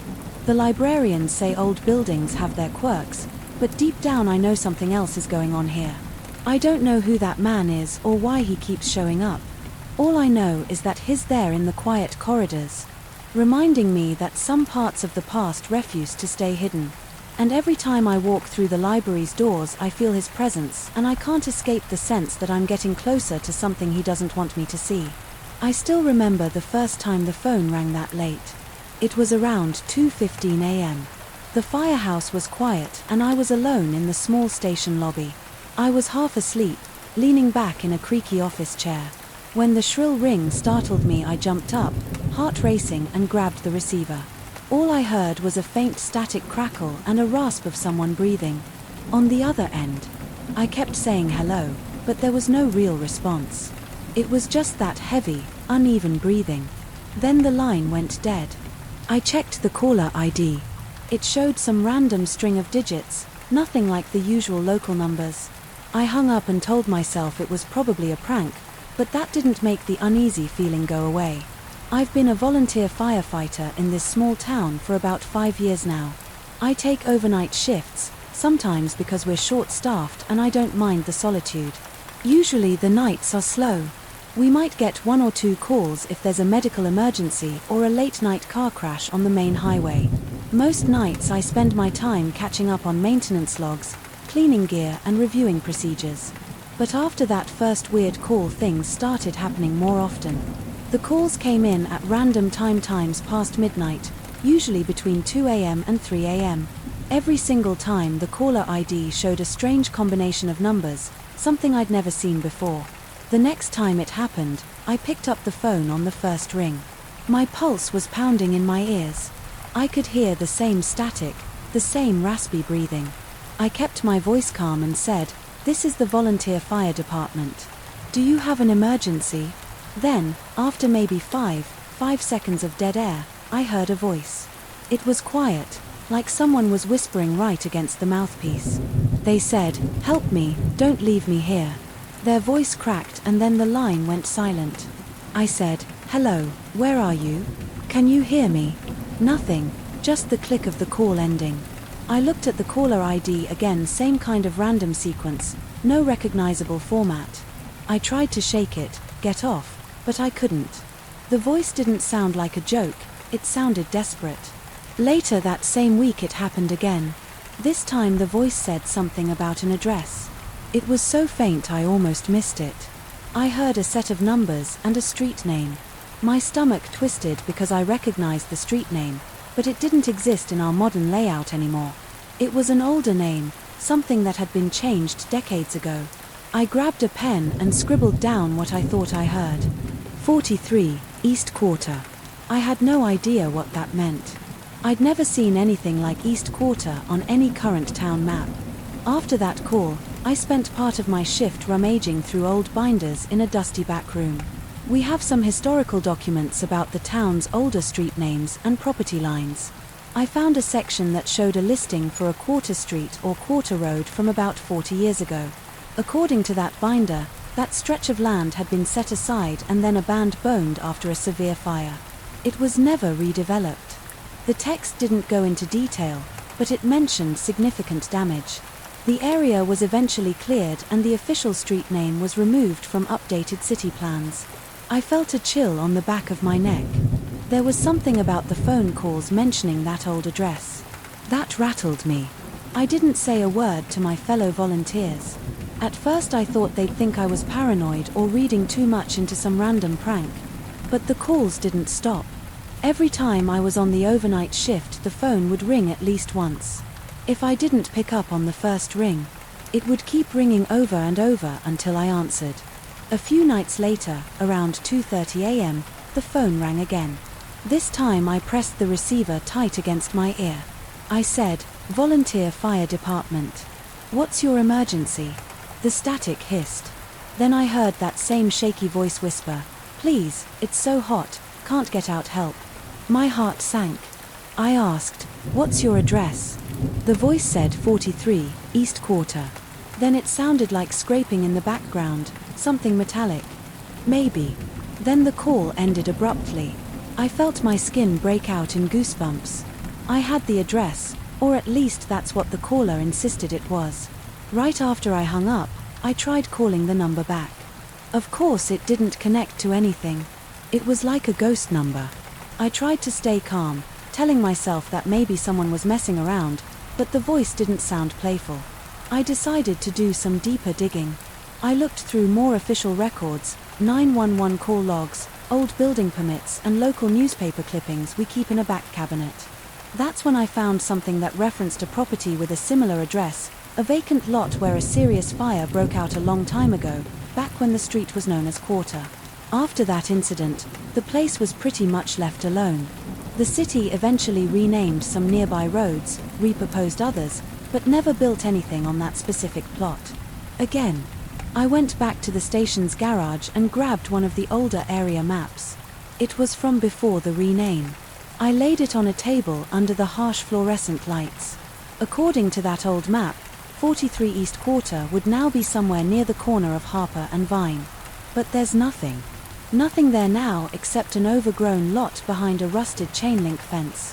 I remembered driving by that corner. It always looked deserted, just a patch of tall weeds and cracked asphalt. Nobody ever built there again that next shift. I couldn't stop thinking about it. Every time I heard the phone ring for regular business, I felt a jolt in my chest waiting for that strange static. Around 2:45, sure enough, the phone rang again. I picked it up, my hands shaking a bit. The voice was even more urgent than before. They were breathing fast like they were coughing. I could hear short, ragged breaths. They said something like "It's happening, can't breathe, come now." Then the line cut out. I felt my mouth go dry. My instincts as a firefighter kicked in. I thought, even if this is a prank, I can't ignore a request for help. I wrote a quick note, pinned it on the message board for the others and grabbed my gear. I hopped into one of our smaller rescue trucks because I didn't want to wake the entire station for something that might be nothing. I figured I'd do a quick drive by, see if anything was going on and come back. It was a chilly night. The roads were deserted.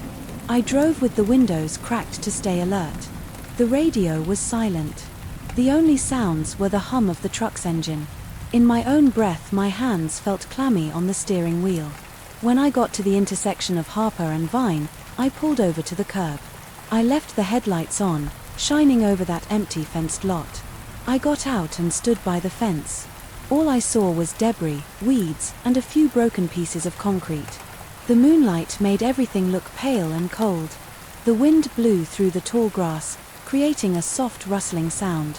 There was no sign of fire, no glow of flames, no smell of smoke. Everything was silent except for the night wind. I stood there for a minute scanning the area. I felt my heart thumping. Part of me expected to see someone wave for help or to see a flicker of light in the darkness, but there was nothing. I pointed my flashlight through the chain link fence, sweeping it across the ground. Just broken glass, a couple of rusted metal barrels, old scraps of wood, no footprints, no sign that anyone had been there recently. After about 10 minutes I got back in the truck and radioed the station to let them know it was all clear on the drive back. I couldn't shake this uneasy feeling like someone was watching me. When I got back I tried to distract myself with paperwork, but my mind kept drifting. Night after night the pattern repeated. The calls came in around the same time, always from that scrambled number. The voice begged for help, sometimes coughing, sometimes crying. At one point I heard a faint crackling in the background, almost like the sound of embers.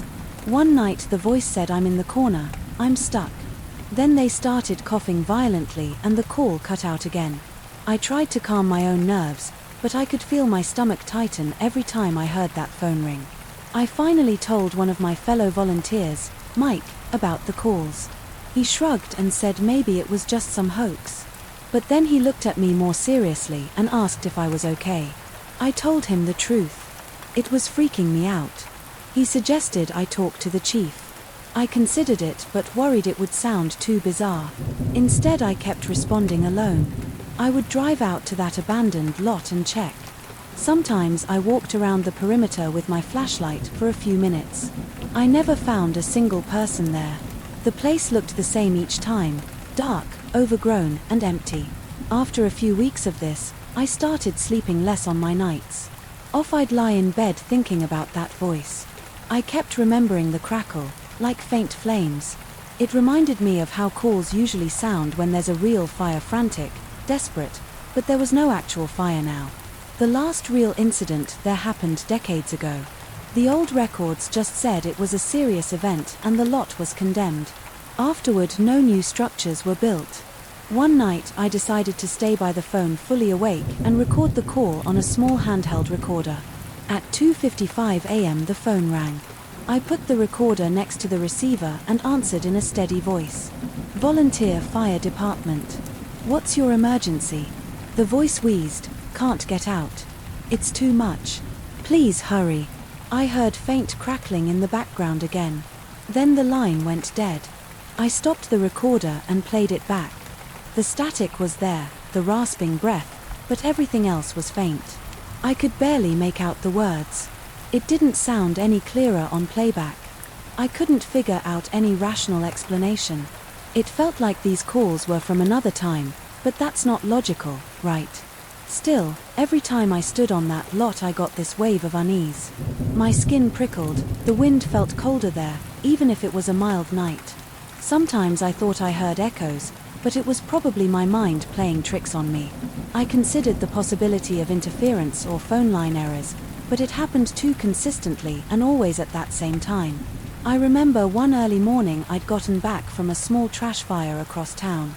It was around 1:45 a.m. and I was dead tired.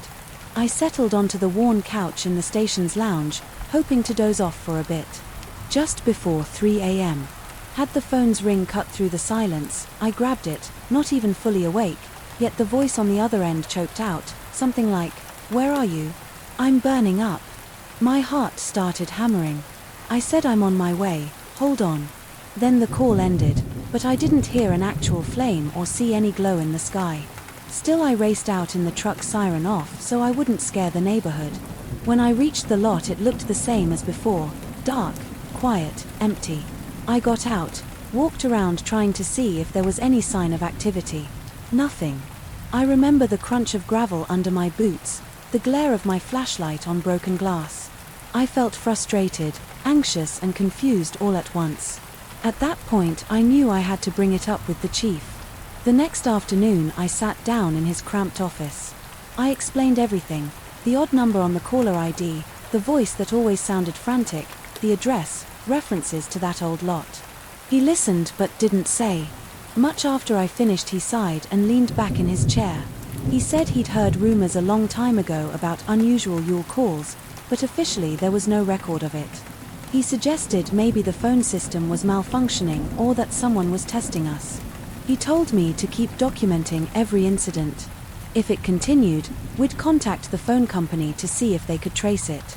I agreed, but I didn't feel any better. There was no straightforward way to handle this. The calls kept coming. I started writing down every detail: time, what the voice said, what I heard in the background, how long the call lasted. Sometimes the calls lasted 10 seconds, sometimes less. The voice never sounded calm or stable. It was always trembling, always on the verge of panic. I checked the local dispatch logs. No one else was reporting calls from random numbers. It was only coming through the volunteer fire department's line. When I was on duty, my friends at the station teased me a bit, calling it the phantom caller. But I could tell it made them uneasy too. The phone company ran a trace but found nothing. They said the calls never registered as normal incoming lines. It's been a few months now and I still get those calls whenever I'm on overnight duty. I've lost count of how many times I've driven out to that empty lot, flashlight in hand, searching for signs of a real emergency. Nothing changes. It's just the same chain link fence, the same cracked pavement, the same scattered debris. The place smells musty, like damp concrete. Every so often I catch a faint whiff of something like soot. But that might just be my imagination. I haven't found a single clue that anyone's been there recently. I don't know how this is happening. All I know is that a voice calls me in the early hours, always asking for help, always referencing that old location. I feel a knot in my stomach every time the phone rings. Now I can't sleep well at the station. I jump at small sounds. I keep expecting to hear that rasping breath or that choked whisper. I keep answering because that's my job. I'm a firefighter. If someone calls for help, I have to respond. But no matter how many times I go, I never find anything real out there. I haven't told many people outside the station because I don't want folks in town to think I'm losing it. But I can't deny that something strange is going on. The fact that the address references an older version of the street and the fact that the call BS only come in when I'm around freaks me out.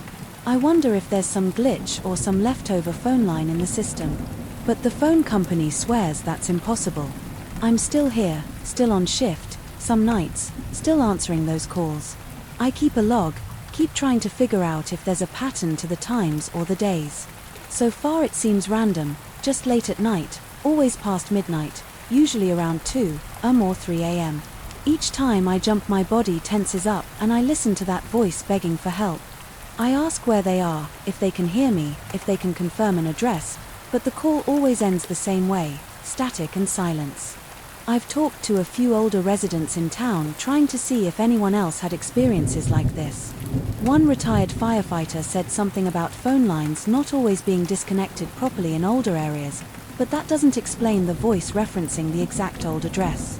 Another longtime resident said that area was cursed since the fire decades ago. I try not to dwell on that. I prefer concrete facts. But I can't ignore that gut feeling anymore. Now, whenever I'm driving near that old lot, I slow down and stare at it. My heart speeds up. I feel like I'm looking at a place stuck in time, as if it's waiting for something that never got resolved, but I'm not sure how to resolve it. For now, all I can do is keep do my job, keep answering calls, keep checking that old lot. So far I haven't seen any real sign of danger there. No new burn marks, no actual flames, nothing. But the phone keeps ringing in the middle of the night and the voice keeps begging for help. And I can't stop picking up because maybe one night I'll go out there and find something or someone who really does need me. That's where things stand. No children, no obvious explanations, no official incidents, just a weird abandoned property, random phone calls and a voice that sounds like it's stuck in a bad situation. I keep telling myself that I'm doing what I can, that I'm checking, I'm following procedure and I'm staying safe. But every time the phone rings late at night, my throat goes dry and my hands shake just a little because I never know if this is the night I'll get there and see something. I can't explain something real that's been waiting for help all these years. I never expected to feel so uneasy in my own backyard. I always imagined that owning a house, especially an old one, would give me a sense of accomplishment and security. Instead, I'm standing here, 31 years old, married and surrounded by strange noises that keep me awake at night. I'm not sure if I made a mistake buying this property, but there's no going back. Now I want to explain what happened from the moment I started digging in the backyard to plant a small vegetable garden. Right up to the night I heard that soft sobbing right behind me. I'll keep it as straightforward as possible. When my wife and I first moved in, we were excited. It's a 2-bedroom place with a large living room, a decent-sized kitchen, and a big backyard that looks perfect for gardening. The house has a creaky front door and chipped paint on the window frames. The wood floors show their age with every step, but I kind of like that it feels lived in like. It has a story. The real estate agent said the house had been empty for a few years. She didn't offer any details, and I didn't ask. The price was good, and my wife loved the old-fashioned charm. On my first free weekend, I decided to tackle that backyard project. I got a shovel, gloves, a wheelbarrow, and a few packets of seeds. I'm not a seasoned gardener or anything, but I thought it would be nice to grow my own vegetables. My wife was inside trying to set up her office. She's the type who hates clutter, so I knew she'd be in there all day, sorting through files and books. I wanted to surprise her with a small herb garden or something simple. So I found a spot near the back fence where the soil looked softer. I started digging. At first it felt good to break a sweat and put some work into my new home. The sun was out and the air was warm, but after about 10 minutes the shovel hit something hard. I stopped and cleared away some dirt. I found a little fragment of what looked like old ceramic. It wasn't just a rock, it had a pattern on it. I brushed off the dirt with my hand and noticed a kind of faded blue color. Curious. I dug a bit more, thinking maybe it was part of a plate or a bowl. Then I found more pieces. They looked like the edges of something handmade. The designs were worn, but I could tell they were deliberate shapes. I placed them aside carefully, thinking I'd clean them and maybe put them on a shelf as a conversation piece. Then the shovel struck another object. I reached down and picked up what looked like a small curved metal piece. It had a tiny hole at one end, like it was meant for an earring or maybe some jewelry. It was dull and grimy, and I wasn't sure what kind of metal it was. Iron, copper. It was too dirty to tell. I remember shrugging and thinking it was cool but not life-changing. I placed it with the ceramic fragments and continued digging. I didn't see anything else in that hole. Eventually I finished loosening the dirt for my little garden plot. I figured I'd soak the ceramic and the earring later to see if they revealed any clearer markings. I washed my hands with the hose, left the items on a ledge by the back door and went inside. By then it was mid-afternoon and I wanted a sandwich. That night everything felt normal. Until around 9 o'clock my wife and I were sitting in the living room watching TV. Suddenly I heard a strange rustling outside. It wasn't leaves in the wind. This was something else. I paused the show. She heard it too, but she shrugged and said maybe it was an animal like a stray cat. I'm not used to living in a place with a big yard, so I assumed that was the case. We went back to watching TV. About an hour later I stepped outside to throw some trash in the bin. I noticed the air felt colder near the spot where I had dug. It was an odd kind of chill, like a narrow current of cold air flowing right by the hole I'd made. I got a little uneasy, but I brushed it off. I'm not one to jump to supernatural conclusions. I walked around the yard looking for anything that might be causing it, but saw nothing unusual. The fence was still standing, the neighbors' lights were off, and there wasn't any strong breeze blowing anywhere else. Just that one spot felt cold. I went back inside and locked the door. The next morning I got up early to check on the soil. I wanted to see if it had settled overnight before I planted the seeds. When I approached the garden plot I saw footprints in the dirt. They were small like a woman's footprints, and they led to the center of the plot where I had dug up the ceramic and the metal. Then they disappeared. My wife's feet are about that size, but she hadn't left the house that morning. She was still in bed and these prints were barefoot clear as day etched into the soft soil. I felt my chest tighten. I walked over them carefully, comparing my shoe size to the prints. They definitely weren't mine and they looked fresh, like someone had just stepped there. A few hours earlier I went back inside and asked my wife if she'd gone out there at any point. She hadn't. I double-checked the locks, but everything was secure. No gates left open, no sign of forced entry. I cleaned up the footprints with the back of a rake, spreading the soil to hide them, because they freaked me out. My wife told me I was probably seeing things, but she could tell I was a little shaken. I didn't want to argue, so I just let it go. That evening I went outside to put away some empty boxes and heard a soft murmur near the fence line. It was a low voice, but I couldn't understand a single word. It sounded like a woman whispering or humming. My pulse started racing. I called out hello. No response. Then I heard a quick shuffle like feet dragging in the grass. I spun around but saw nothing except the dim outline of the yard. The security light on the back porch only lit up a small area near the door, so the rest of the yard was dark. I stood there for a second, my heart pounding, then went inside and locked the door. Over the next few days the cold spot grew more noticeable. My wife mentioned it once when we were both outside. She walked across the yard and felt a sudden chill. Near that same spot she made a joke about the yard being haunted and we both tried to laugh it off, but I kept remembering those footprints. I also found myself checking the back door before going to bed, making sure it was locked. One afternoon I decided to take a closer look at the ceramic fragments and the earring. I scrubbed them carefully in a bucket of warm, soapy water. The ceramic looked like pieces of a bowl or a small pot with hand-painted designs. I couldn't make out the pattern, but it had lines that formed small shapes, maybe flowers or some geometric pattern. The earring or whatever. That metal piece was seemed to have a small decorative edge. I still couldn't identify the metal, but it was definitely old. It had a few tiny rust spots or maybe greenish corrosion. I placed them in a box and left them on a high shelf in my living room. That night, I woke up around 2 in the morning. I heard a faint sound outside like someone crying softly. It wasn't a dramatic wail. It was a gentle sobbing noise. My heart felt like it was pounding against my ribs. I didn't want to go outside alone, but I also felt this urge to check. My wife was asleep and I didn't want to wake her up just yet. I grabbed a flashlight from the kitchen drawer, opened the back door slowly and stepped onto the porch. The cold air hit me immediately, more intense than before. I looked around, shining the flashlight over the grass. The beam fell on the spot where I dug the garden. I saw nothing, but the crying continued so faint I had to strain my ears to follow it. I stepped off the porch, feeling the wet grass under my bare feet. I followed the sound toward the fence. As I got closer, the crying seemed to move. I spun around, shining the flashlight in every direction. Suddenly it stopped, no more crying. I stood there trying not to breathe too loudly. Then I heard a soft crunch behind me, like someone stepping on dry leaves. I whipped around aiming the flashlight. I saw the fence, the small row of bushes along it and the empty space by my dug-up garden. Nothing else. I could feel my hands shaking. I backed up toward the porch.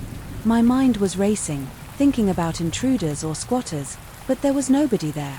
I went back inside, locked the door and stood in the kitchen trying to calm down. My breath was shallow and my shoulders were tense. I felt a tingling on my neck like I just walked through a cold draft. I stood there until my pulse slowed. Then I climbed back into bed without waking my wife. I didn't sleep well that night. In the days that followed I heard more of those muffled sounds. Sometimes they were like whispers, other times they were quick little gasps. My wife heard them once or twice, but never as clearly as I did. She started getting nervous too. We both felt uneasy about going out back after sunset. It was a strange shift in our routine because we'd been so excited about the yard and now we avoided it at night. One morning I decided to dig a little deeper in that same spot to see if I could find more pieces of whatever was buried there. I reasoned that maybe uncovering the rest of the ceramics or artifacts might help me understand what was going on. Maybe there was some local story about the property. I should know. I started shoveling around noon on a Saturday. The weather was clear and the sun was bright. Overhead I dug carefully, setting aside any dirt that looked like it might contain fragments. After about an hour I uncovered a few more bits of ceramic, but nothing large and nothing that gave me any clear answers. While I was crouched there, sifting through the dirt, I felt a sudden gust of cold air. Again it made the hair on my arm stand up. It was hot outside. So, feeling that cold rush was jarring, I dropped the shovel and stood up looking around. The breeze seemed to come from the center of the yard, the same place as before. I felt a strong sense of being watched. I can't describe it better than that, just a raw sensation that something was right behind me. I spun around, but I was alone. I decided to fill the hole back in. My instinct was telling me not to keep digging. I took the new ceramic fragments inside and set them next to the others. I washed the dirt off my clothes in the laundry sink and tried to forget about it, but that night the crying sounded louder. This time my wife and I both woke up. We looked at each other in the dark. Neither of us spoke. We knew we were hearing the same thing, soft sobbing as if someone was in pain or lonely. Right outside our window. I got up and turned on the backyard floodlight. The crying stopped. My wife peeked out the window. Nothing moved. The yard was still just the faint glow illuminating the fence, the grass, and the small mound of earth where I'd filled the hole. I switched off the light after a few minutes and we tried to sleep again. Since then the whispers and the cold gusts have been on and off. I keep checking that area in the morning looking for footprints or signs of someone trespassing.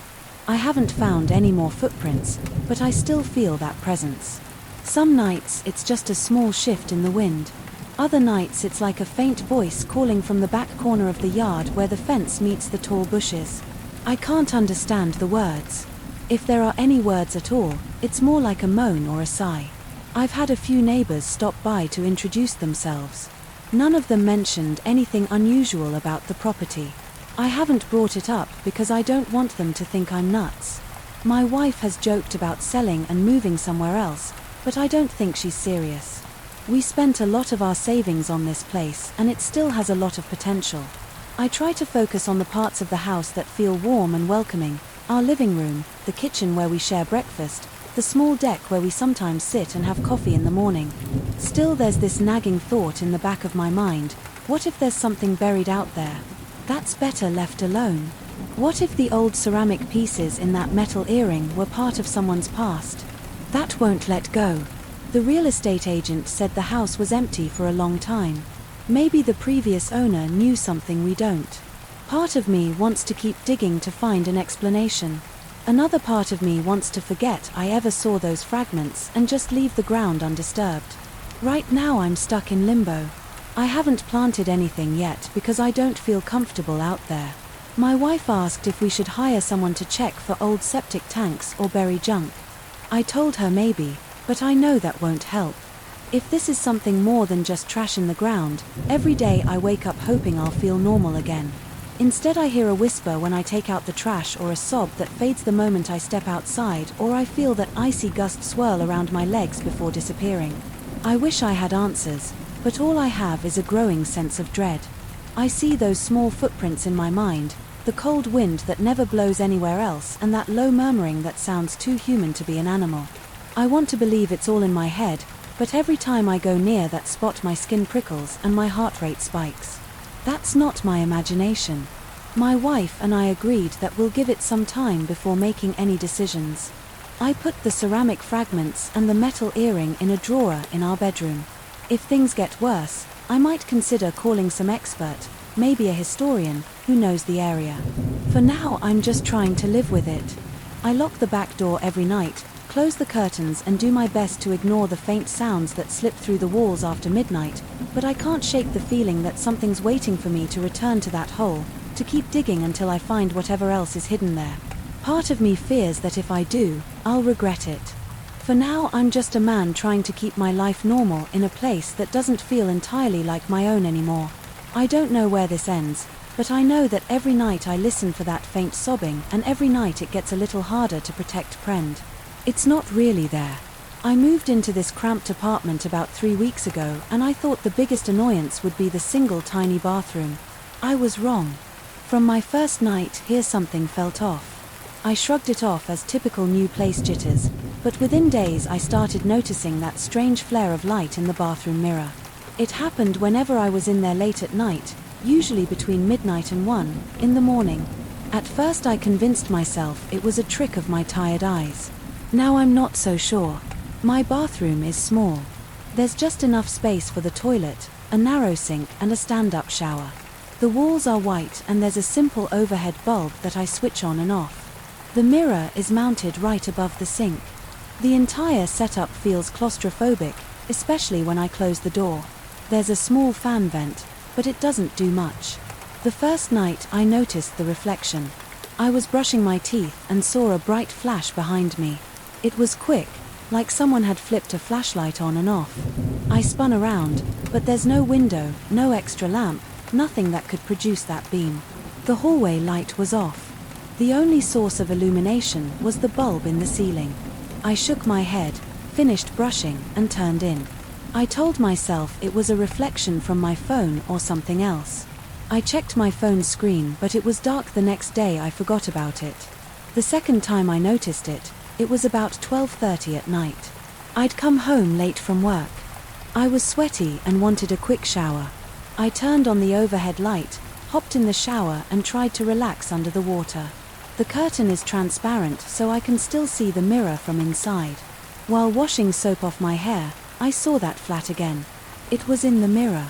This time I saw movement in the reflection like someone had just walked by. My heart raced. I blinked several times, then grabbed the curtain to open it. The bathroom was empty. My hallway was dark. The apartment door was locked. I listened for footsteps. There was no sound besides the steady drip of the shower. After I rinsed off, I stood there in the bathroom, water pooling on the floor because I hadn't put a towel down. Yet I kept staring at the mirror, half expecting that flash of light again. My skin felt cold. My breathing got shallow. I felt my pulse in my neck. Nothing happened for the rest of that night. I dried off, got dressed and tried to sleep, but I couldn't shake that feeling that something was off. I even checked if there was some weird reflection from the overhead light. I twisted the bulb in its socket, repositioned it a bit, but the light didn't flicker. It stayed steady and dull, the same as always. Over the next few days I got busier with my job. I work at a call center, so my evenings are long. I often get home around 11 o'clock or midnight, which lines up too well with the time these occurrences happen. One night I came in exhausted. I ate a quick sandwich, feeling too tired for anything else. Then I went to the bathroom to brush my teeth. I had that same tension in my shoulders and that same unease in my chest. I flicked on the light and stared at my reflection. For a second, I looked tired. The overhead light made my face look pale. I turned on the faucet. The water sputtered for a moment, which it sometimes does in this old building. I started brushing my teeth, waiting for that weird flash. Part of me wanted to see it again, just to confirm I wasn't losing my mind. I stared at myself, blinked, breathed through my nose, and nothing happened for a minute or so. Right when I started to let my guard down, the light flared behind me again like someone had switched on a bright lamp for a split second. The mirror showed a shadow of a person standing directly behind my left shoulder. I dropped my toothbrush, I spun around and there was nobody. My heart felt like it might burst. My mouth was still full of toothpaste foam. I spat it out in the sink, but my hands were shaking. I had that sense of my stomach dropping like I'd just been caught off guard by a loud noise. The mirror reflection had shown something I wasn't imagining it. I tried to calm down by running the tap water and splashing my face. The water felt cold, which grounded me a bit. I looked back at the mirror. Nothing was there. I decided maybe the mirror itself was faulty. I went to a discount home goods store the next day and bought a new mirror that was about the same size. I took the old one down, which required some prying since it was attached to the wall with strong adhesive. I used some double-sided mounting tape for the new one and tested it in the afternoon. Everything looked normal. I felt relieved, almost proud of myself for finding a logical solution. That night I walked into the bathroom around midnight. I was feeling confident. The new mirror looked fine. I turned on the overhead light and checked myself in the glass. I ran my hand over my hair, turned my head, tested angles. Everything was quiet. Then, about 1 minute in, I saw it again, a burst of intense light behind me. It wasn't soft. It was like a camera flash going off. This time, my entire body tensed and I felt pins and needles in my arms. My eyes widened. I stared into the mirror and I was absolutely sure I caught a glimpse of movement, as though someone took one step behind me.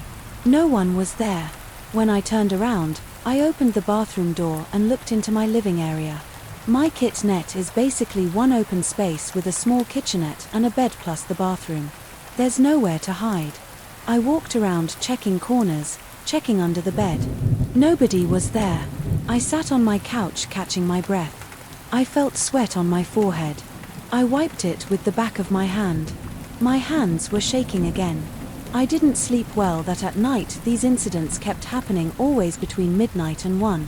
Sometimes I just heard a faint breath near my ear that was even worse than the flash. It sounded like someone was quietly breathing right next to me. It lasted maybe half a second, but it sent a chill down my spine.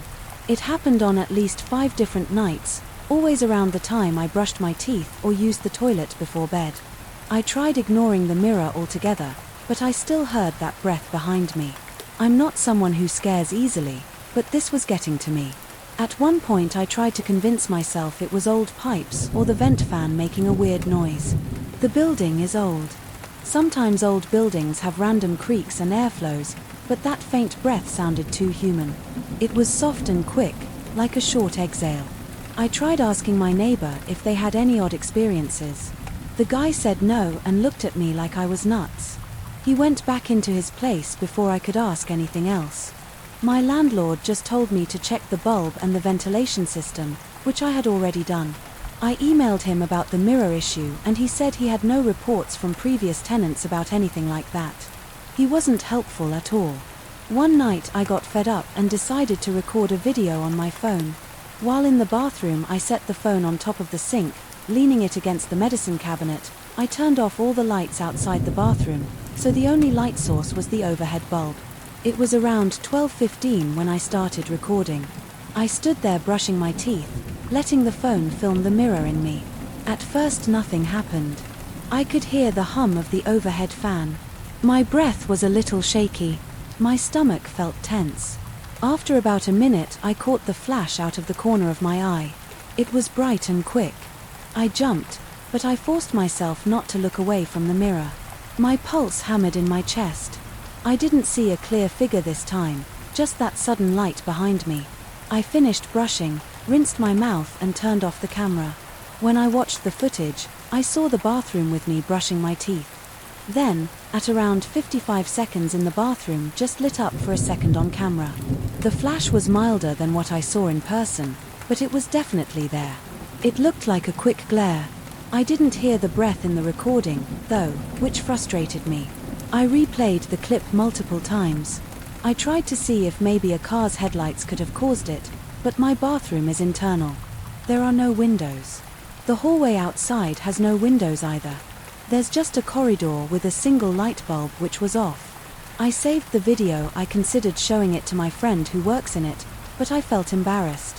A few nights later I had another intense experience. I was finishing up in the shower around 12:40. The water was hot and the bathroom mirror fogged up. When I turned off the water, I wiped the steam from the mirror with my hand right. Then the light in the mirror flashed so brightly that it hurt my eyes. My whole body jerked backward and I felt my throat tighten. My breath caught. I reached out to stabilize myself against the sink. The reflection in the mirror showed a shape behind me, but I couldn't make it out. I turned, but there was nothing. I felt a rush of cold air, even though the shower had been on hot. I grabbed a towel and wrapped it around myself. I yanked the bathroom door open. My living space was dark and silent, no air conditioner running, no fan. I stood there breathing heavily, my legs tense. It took me a few minutes to calm down enough to get dressed. After that, I started dreading my own bathroom. I considered changing my schedule. I thought about brushing my teeth earlier in the evening or just waiting until the early morning, but sometimes my shifts ended too late. I have to shower before bed or I feel gross. Also, I can't just avoid my own bathroom.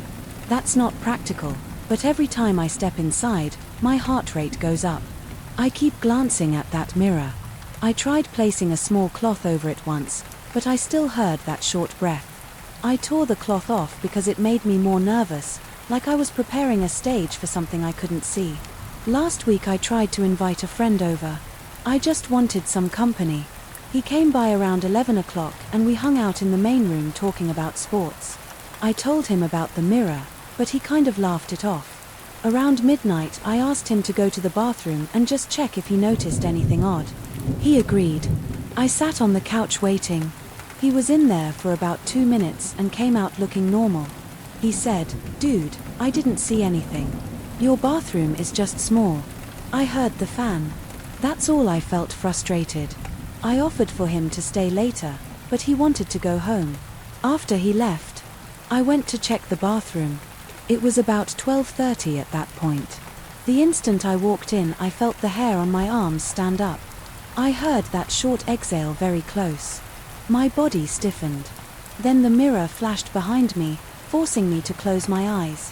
When I opened them, I couldn't see properly for a second. My vision had spots. I don't know how to explain that. My friend apparently saw nothing. This pattern has continued every few days. I'm starting to consider leaving this place. My lease is for a year, though, and I don't have enough money to break it right now. I've tried turning all the lights on in the entire apartment, thinking that maybe I just need more brightness. Overall, that didn't fix it. I replaced the overhead bulb with a different wattage, no change. I taped up the edges of the bathroom door thinking maybe hallway light was slipping in, but there's barely any gap and the corridor light is off at night anyway. No matter what I do, the flash and that odd silhouette appear at least once a week. I sleep poorly most nights. My body is always tense, my back aches from the stress, and I grind my teeth sometimes when I'm lying in bed. I think I hear faint movement in the bathroom, like a shuffle or a step on the tiles, but whenever I listen harder, it goes quiet. I've started leaving the door closed with the bathroom light off, but that only makes me feel more uneasy. The weirdest part is that I've never felt physical harm. I don't see objects move or anything like that. It's always the same pattern, a sudden flare of light in the mirror, a hint of a person's shadow, and sometimes a short breath. Then it's gone, but it leaves me feeling shaken and disoriented. My hands sweat, my knees feel weak. My mind races, trying to figure out if there's some logical explanation I'm missing. Could there be a wiring problem causing a surge of brightness in the bulb? But I've changed bulbs. I've turned the lights on and off rapidly, trying to recreate the effect. I've tried standing with my phone flashlight on. None of that reproduces the flash in the mirror. At this point, I'm just living with it. Every evening I come home, make something quick to eat, and push that bathroom trip to the last possible moment. When I finally go in there, I keep my hand, the light switch, half expecting something to jump out at me. Once or twice I've gone in and nothing unusual happened. But that just puts me on edge because I expect it the next time. I have no idea if this will escalate. I don't know if I'll ever get used to it. Right now I'm functioning on minimal sleep. I'm always jittery. My job performance is slipping, and my boss asked if I'm dealing with stress. I told him I'm having trouble at home. That's true, but I couldn't explain it. I don't even fully believe it myself. Yet every time I see that burst of light or hear that breath, I'm reminded that something real is going on. I've considered sleeping somewhere else. I looked at local hotels, but they're too expensive for me to do regularly. I thought about crashing on a friend's couch, but I don't want to explain the reason I'm trying to handle this on my own. I keep telling myself it's just a weird phenomenon, something that will eventually stop, but so far it hasn't. That's the situation. I'm alone in a small apartment with a bathroom mirror that shows these random bright flashes at night, accompanied by a faint breath and a fleeting shadow. It's impossible to ignore. I've recorded a bit of it, but the footage isn't conclusive. I've replaced the mirror, the light bulb, and even rearranged the bathroom items to see if something was reflecting the light. Nothing helps. Every time it happens I feel my skin crawl. I'm not sure how I'll fix it.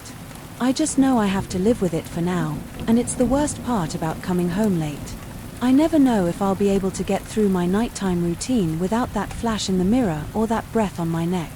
It's always hanging over me, making the simple act of brushing my teeth feel like a test of my nerves. And that's my life here. So far. I never expected to hear soft country melodies in my grandmother's old house, with all the power shut off. Yet that's exactly what happened the first week I moved in. It wasn't loud and it wasn't constant, but around 6 o'clock in the evening I heard those slow tunes drifting through the hall. No radio was on, no phone or music player was nearby. I checked every corner. I heard that gentle twang of a STE wheel string guitar and the low hum of a voice that sounded like it was coming from somewhere near the kitchen. My muscles tensed and my chest felt tight. I stood there listening, with my hands sweating and my heart beating fast. I'm 36 now, and this house came to me when my grandmother could no longer live on her own. She always said it would be mine someday. So I decided it was the right time to move in and see if I could build a new life here. I had plenty of good memories from this place. My grandmother used to make coffee in the afternoon and hum those same tunes while she waited for the pot to fill. She kept a rocking chair by the kitchen window. She would sit there and watch the birds outside. She loved simple things like that. I still picture her hands folding a dish towel or her eyes lighting up whenever someone walked in. She was kind, but she also had a stern side. When things didn't go her way, she believed in old traditions, especially around the house. I never questioned it much. I arrived with a few boxes, a mattress, and a suitcase of clothes. I had no real plan beyond unpacking and settling in on my first day. I walked through each room. The house is simple. There's a small living room with a sofa that's been here for decades. The cushions are thin. Now the kitchen is bigger than you'd expect. It has a big wooden table, a few chairs, and that rocking chair I mentioned. The walls are faded cream color, some of the cabinets creak. When I open them, there's one short hallway leading to the bedroom and a tiny bathroom. That's about it. The first week was normal, except for a few odd sounds in the late afternoon. I thought it was just the house settling. Wood floors tend to make little cracks and pops. But then around 6 o'clock in the evening, I heard that melody. It wasn't loud. It sounded like someone had a small radio playing in the kitchen. I walked over and checked every possible source. The lights were on, but the TV was off. My phone was charging and I knew it wasn't playing anything. I checked the back door. It was locked. Nobody was outside. I stood in the doorway for a minute listening. My breathing got shallow. The tunes faded. I told myself it was probably a neighbor, but the nearest house is a good distance away. The next day I heard it again. This time I felt a chill on my skin. My grandmother used to love that specific style of country music, slow, almost a bit sad. I leaned against the counter waiting for it to stop. The melody floated around me for maybe half a minute. Then it vanished. I got annoyed because it made no sense. I'm a logical guy. I went to the fuse box in the small laundry area and shut off all the breakers. No power at all in the house. I made sure the refrigerator was off. All the lights were off and the place was silent. I sat down at the kitchen table. The sun was going down and the house was getting dark.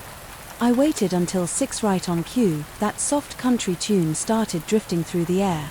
I felt the hair on my arms stand up. I felt a pressure in my chest that made me swallow hard. I walked toward the back of the kitchen trying to find the source. The sound seemed to come from the corner where the rocking chair was, but there was nothing there. The house was dark and I could barely see. The melody lasted 10 or 15 seconds, then stopped. I stayed there for a few more minutes listening for anything else, but everything was quiet. I flipped the breakers back on. When the lights returned, I kept checking that corner. The rocking chair was still. It didn't show any sign of movement. I touched it. It was cold and dusty. I stared at it for a few moments. My throat was dry. I felt uneasy, but I tried to convince myself. It was just a weird quirk of the house. That night I slept with the hallway light on. I felt foolish, but I did it anyway. I didn't hear any music in the middle of the night, so I started to relax. Over the next few days I focused on cleaning. I scrubbed the kitchen floor. I wiped down the cabinets. I found a bunch of old plates with floral patterns.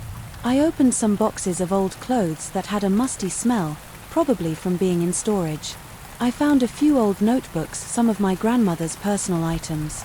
Nothing strange happened during the day, besides the occasional creak. Around 6 o'clock in the evening I either stepped outside or put on my headphones so I wouldn't pay attention to any faint sounds. I tried to avoid it, but a few times I heard something faint. It always stopped as soon as I walked toward the kitchen. Everything escalated. One night, about 2 weeks in, I was asleep in the bedroom. I keep my door closed because the hallway night can be distracting. I remember rolling over and glancing at my phone to check the time. It was close to midnight. That's when I noticed a soft, drawn-out musical phrase coming from the other side of the door. It reminded me of the same songs my grandmother used to hum when she was sad or missing someone. My heart started pounding. My stomach felt tight, my hands got clammy, and I realized I was sweating, even though the room was cool. I sat up in bed and listened. The music was faint, but I couldn't ignore it. It had the same guitar notes, the same slow tempo. I got out of bed wearing just a t-shirt and shorts. The air felt colder than usual. I stepped toward the door and the wood floor squeaked. I placed my hand on the doorknob and paused. My chest felt heavy. I opened the door carefully. The hallway was dark, except for a thin line of light that came from the kitchen area. I knew I had turned all the lights off before going to bed. The only light should have been in the hallway, but that was also off. My breathing grew fast and my pulse hammered in my ears. I took a few steps forward. The music was stronger.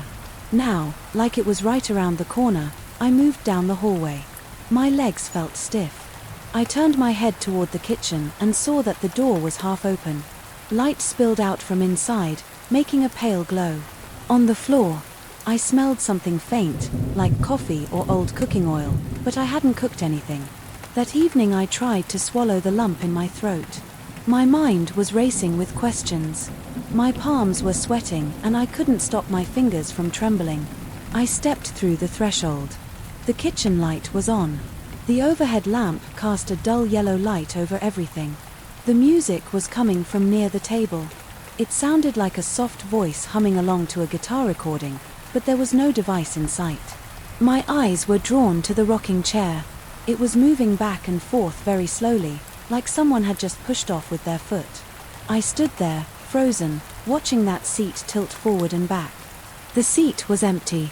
The air felt thick, almost like it was pressing down on my shoulders. I felt my scalp tingle. My legs were tense and I wanted to back away, but I also felt compelled to see if someone was there. I took a step closer to the chair. It creaked, still moving in a gentle rhythm. The music had that same sad tone. It made my chest hurt, as if I was remembering something painful, but I pushed that feeling aside. All I wanted was for it to stop. I reached out to grab the back of the rocking chair. My hand was shaking.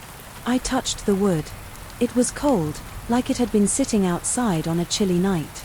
As soon as my hand made contact, the music cut off. The chair stopped moving. The room became quiet. I stood there for a few seconds trying to catch my breath. I looked around. The kitchen was exactly how I had left it earlier in the evening. Same table, same chairs, nothing out of place. I turned off the overhead light, then walked back down the hall. My footsteps were loud on the floor. My heart was still racing. I turned on the hallway light and left it on until morning. The next day, I decided to check the house more thoroughly. I walked around the perimeter outside. The yard is big, with some weeds and an old clothesline. There was no sign that anyone was sneaking around. The windows were all closed. The doors were locked. I went back inside and spent the day reorganizing. I moved a few pieces of furniture to different spots. I replaced a couple of light bulbs that had burned out. I tried to keep my mind busy so I wouldn't dwell on what happened. By early evening I felt that tightness in my stomach again, like I was bracing for something. So I turned on the TV and increased the volume. I wanted to block out any noise for a moment. I thought I heard that faint guitar in the background of the show I was watching, but it might have been my imagination. Around 9 at night I walked into the kitchen to make a sandwich. The rocking chair was still there, motionless. I tossed a quick glance at it before opening the fridge. Everything felt normal. Then the overhead light started to flicker. I paused hand on the fridge door, feeling my pulse rise again. The flickering stopped after a few seconds. I waited, expecting to hear some melody, but the only sound was the hum of the refrigerator. I made my sandwich and ate it, standing up, glancing every so often at the rocking chair. It didn't move. The light stayed on.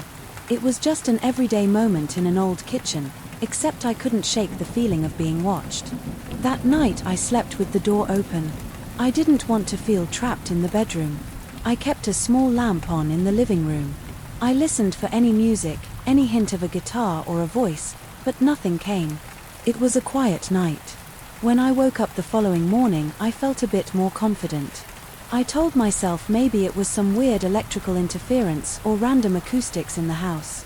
But by the end of that week, the same pattern returned. Around 6 o'clock in the evening, soft country tray tunes floated through the kitchen. Sometimes I stood in the hallway and listened for a moment, forcing myself to stay calm. My muscles would tense and my breathing would speed up, but I tried not to panic. One night I tried recording the sound on my phone.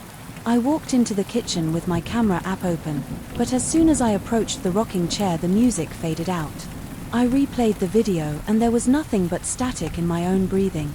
My frustration grew and my nerves were on edge. I called an electrician to check the wiring. He spent about an hour looking at the breakers, the outlets and the fixtures. He said everything was fine. He tested the lights, tested the circuits. He didn't find any problems. I thanked him and watched him drive away. I stood on the porch for a few minutes, then headed back inside. The house felt quiet, almost too quiet. I wandered into the kitchen and found the rocking chair tilted at an angle as if someone had just gotten up. I stared at it, feeling a knot in my stomach. I hadn't been in the kitchen since morning and I knew I left the chair pushed against the wall. I walked over and placed my hand on the back of the chair. My heart was thawing. The wood felt room temperature, not cold. This time I pushed it gently. It started rocking back and forth, making that old squeaking sound. It reminded me of the times my grandmother used to sit there. She would sip coffee, talk about her day, maybe hum a tune or two, but there was nobody in that chair. Now I stood there for a bit, waiting for something else to happen. Nothing did. I shoved the chair firmly against the wall and went to the living room. I don't know what's happening in this house. Sometimes I wonder if my grandmother left a part of herself here tied to her memories. Other times I wonder if something else has latched onto the old routines, using those songs to get under my skin. I feel uneasy in the evenings, especially when 6 o'clock approaches. I've tried staying outside until it passes, but whenever I walk back in I sense that thick feeling in the air. My arms break out in goosebumps and I move around checking corners and cabinets like I'm looking for someone hiding there. I haven't found anything, but I keep hearing those sad country tunes and some nights that rocking chair moves on its own. I'm not ready to leave this place. Yet something tells me I should face it. I don't have a clear explanation for the music or the flickering lights or the rocking chair, but I'm still here. I sleep lightly and I keep the hallway light on. I keep the phone by my bed. Sometimes I pace around the kitchen waiting for those songs, trying to see if I can catch them at the exact moment they start. I never do. They always begin when I'm not looking. They stop when I'm too close. They return the moment I try to relax. That's been my life in this house for the past month. I can't say I feel comfortable, but I also can't say I'm ready to give up. Each day I wake up, walk through the same rooms and look at the same rocking chair. I wait for that melody around 6. Some nights I hear it, some nights I don't, but whenever it comes my chest tightens and my hands shake. I wonder what I'm going to discover if I keep digging. Maybe it's just old memories playing tricks on me. Maybe it's something else. Either way, the music keeps playing and I keep listening. I never thought I'd hear my dog's bark again, especially after he was gone for good. But one night it happened. It wasn't a dream or a memory playing tricks on me. It was real enough that I jumped out of my chair and went straight to the window. That single bark cut through the silence in my backyard and it sounded just like Thor. I'm going to tell you exactly what happened, step by step, without dressing it up. I'm still not sure what's going on, but I'll share every strange detail I've experienced. My name is Carlos and I'm 43 years old. I live alone in a single-story house with a big backyard. I used to spend my evenings out there with my dog, Thor. He was strong and he had a loud bark. He liked to run circles around me. When I tossed a ball for him after he died, I felt empty. I still went outside at night to clear my head, but it never felt right without him. I'd stand near the back door and think about how he used to dash to the fence if he spotted a squirrel. I missed those simple moments. Sometimes I'd go to the spot where he used to nap, just a corner of the yard with some old blankets and chew toys. It was my way of hanging on to that connection. The first time I heard the bark, I was in my living room watching TV. It was around 9 at night and the neighborhood was quiet. No one was out mowing their lawn or talking in their driveway. I had the windows closed, but I heard this low bark that made me mute the TV. At first I told myself it was just a neighbor's dog, but I recognized that bark's tone and pitch. It had that same rise and fall Thor used to have, especially when he wanted my attention. My chest tightened and I felt my hands start to shake. I got up and walked slowly toward the window. I stood there for a moment listening. It was silent again. Then my heart pounded because I thought I heard the faint sound of paws on grass, but when I lifted the curtain I couldn't see anything moving. I turned on the backyard light. My yard is pretty big, so the floodlight only illuminates part of it, leaving the back corners in shadow. I scanned every inch I could see. The fence was still. The grass wasn't moving. There was no sign of an animal. I stepped onto my back porch, bracing myself for something to leap out, but there was nothing. I walked over to the corner where Thor used to sleep. The ground looked undisturbed and I didn't feel any breeze. I bent down, touched the grass and looked around. I didn't see paw prints and I didn't find any sign of a dog. Confused, I returned to the house, locking the door behind me. Over the next few nights I tried to shrug it off as my imagination. I told myself I was just missing Thor too much. But then it happened again. It was around midnight. I was in the kitchen washing a plate and I heard a short bark. It sounded like it was coming from the backyard. I froze, turned off the faucet and stood completely still. My heart thumped so hard that I felt my pulse in my temples. For a second I couldn't breathe. It sounded exactly like Thor. I ran to the back door and peered out. Just as I looked through the glass, I heard the rustle of grass like something sprinting across it. The motion activated. Light clicked on, but I saw no dog. All I saw was a slight quiver in the taller patches of grass, as if something had just passed by. No shape, no outline, just movement in the grass. Then it was still. I stepped outside expecting to find a stray dog. The hair on my arms stood up, my stomach twisted and my mouth went dry. I took a few steps onto the grass. I called out hello, but I felt silly. I didn't really know who or what I was speaking to. Silence pressed down on me. I waited for maybe 2 minutes just listening for a shuffle or a bark. Nothing. I glanced at the corner where Thor used to lie. Everything looked normal. I exhaled and walked back inside, locking the door again. I couldn't shake off the chill that ran through my body. I sat on the couch and stayed awake until morning, replaying the sound in my head. After that I started paying closer attention. I left my bedroom window slightly open at night, even though I normally keep it shut. I wanted to hear any noises in the backyard. By the third night I heard those faint barks again around the same time, midnight. They never lasted long. Maybe 2 or 3 short barks. Then I'd catch the sound of movement across the lawn. I tried turning on the outside light quickly to spot the source, but I never saw any form, never saw eyes reflecting the light. The barks always stopped. The moment I flicked the switch one night, I decided to wait outside, sitting in a patio chair with the lights off. I wanted to catch whatever was out there. By surprise, I wore dark clothes and sat very still. The sky was clear and the moon gave me enough light to see around me. My house sits at the edge of a quiet neighborhood and beyond my fence are a few empty lots. It's normal for stray dogs to wander around, so I kept thinking maybe it was just one of them who sounded a lot like Thor. But as I waited, I started to get an uneasy feeling in my gut. At around 12:30 I heard the barking. It was faint, but it seemed very close. Then I heard what sounded like paw running right past me within a few feet. My breath caught and I slowly turned my head. I saw the grass shifting just a small area that bent under some invisible weight. My entire body tensed. My mind raced. I wanted to jump up, but I stayed still. The soft rustling moved toward the corner where Thor used to sleep. Then it stopped. I stared into that corner, but all I saw was the shadow of the fence. I felt a cool sweat break out on my forehead. I could hear my pulse whooshing in my ears. After a few seconds the noise stopped altogether. I stayed there another hour, but I didn't hear anything else. Finally, I couldn't stand the tension anymore, so I went back inside.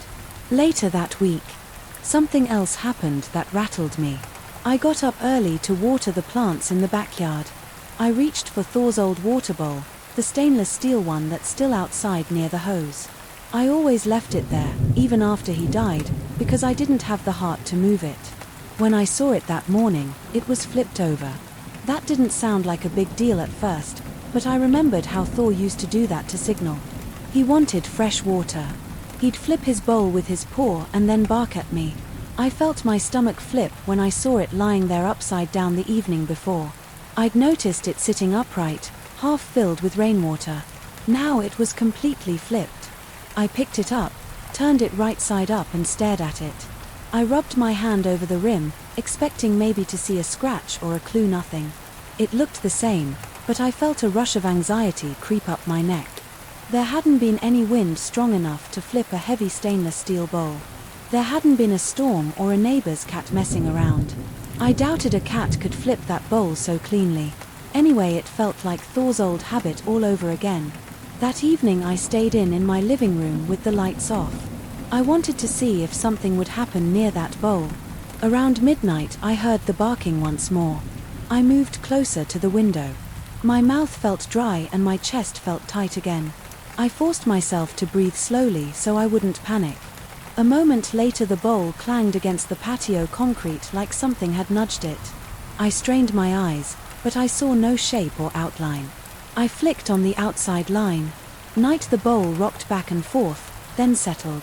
I couldn't see a single living thing nearby. I rushed outside, my legs shaking, and scanned the yard.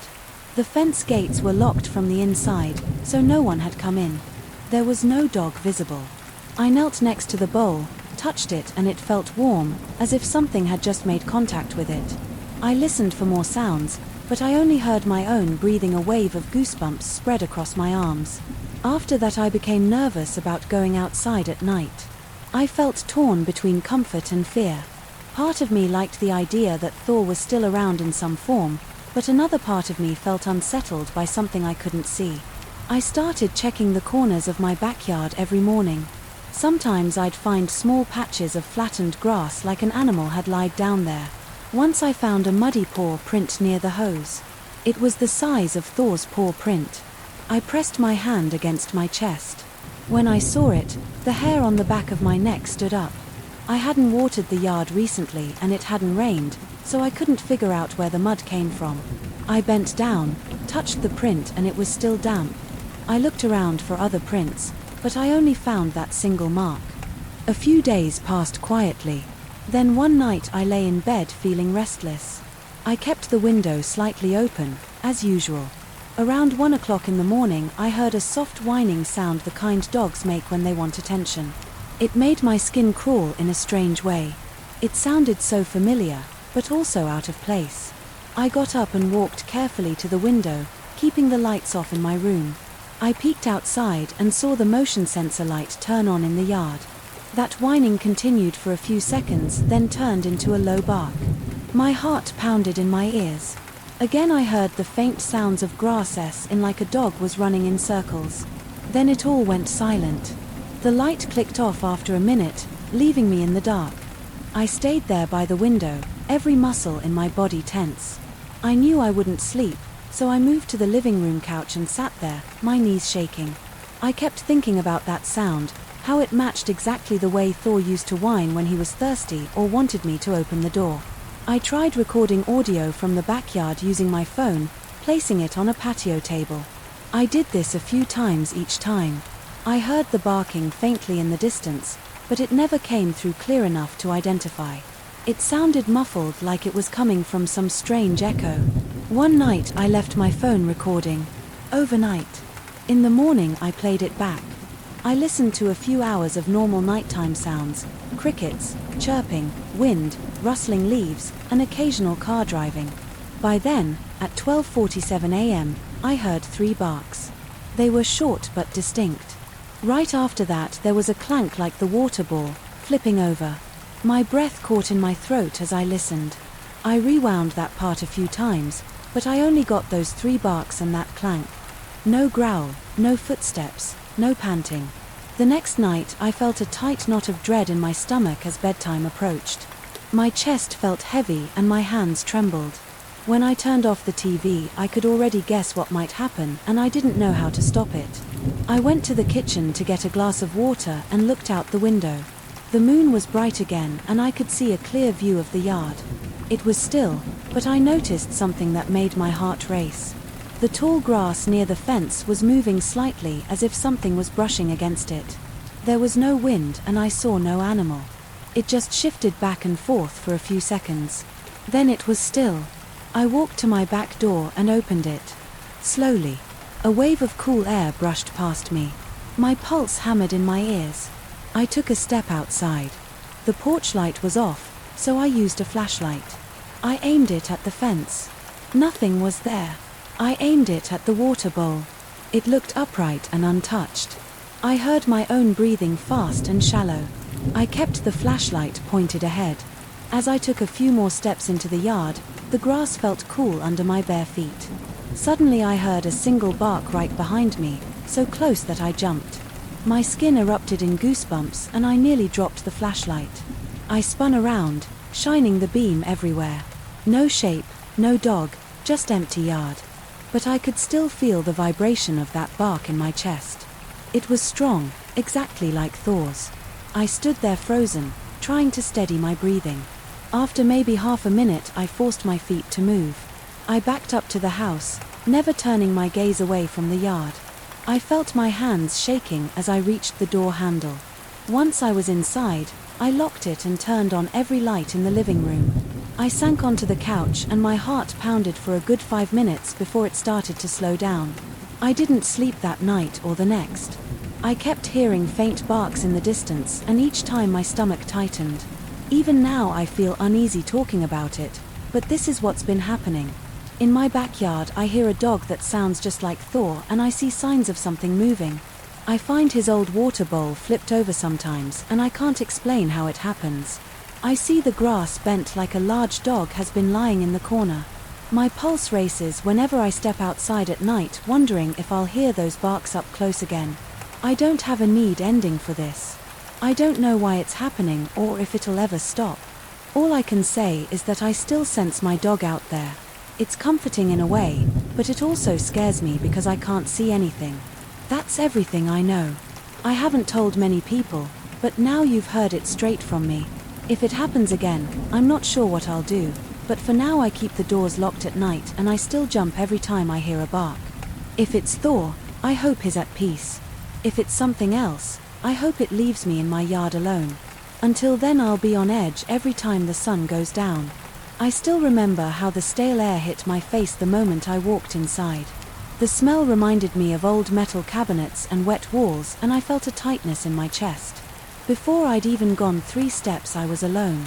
My boss had assigned me to check the structural conditions of this abandoned military barracks, shut down since the 1970s.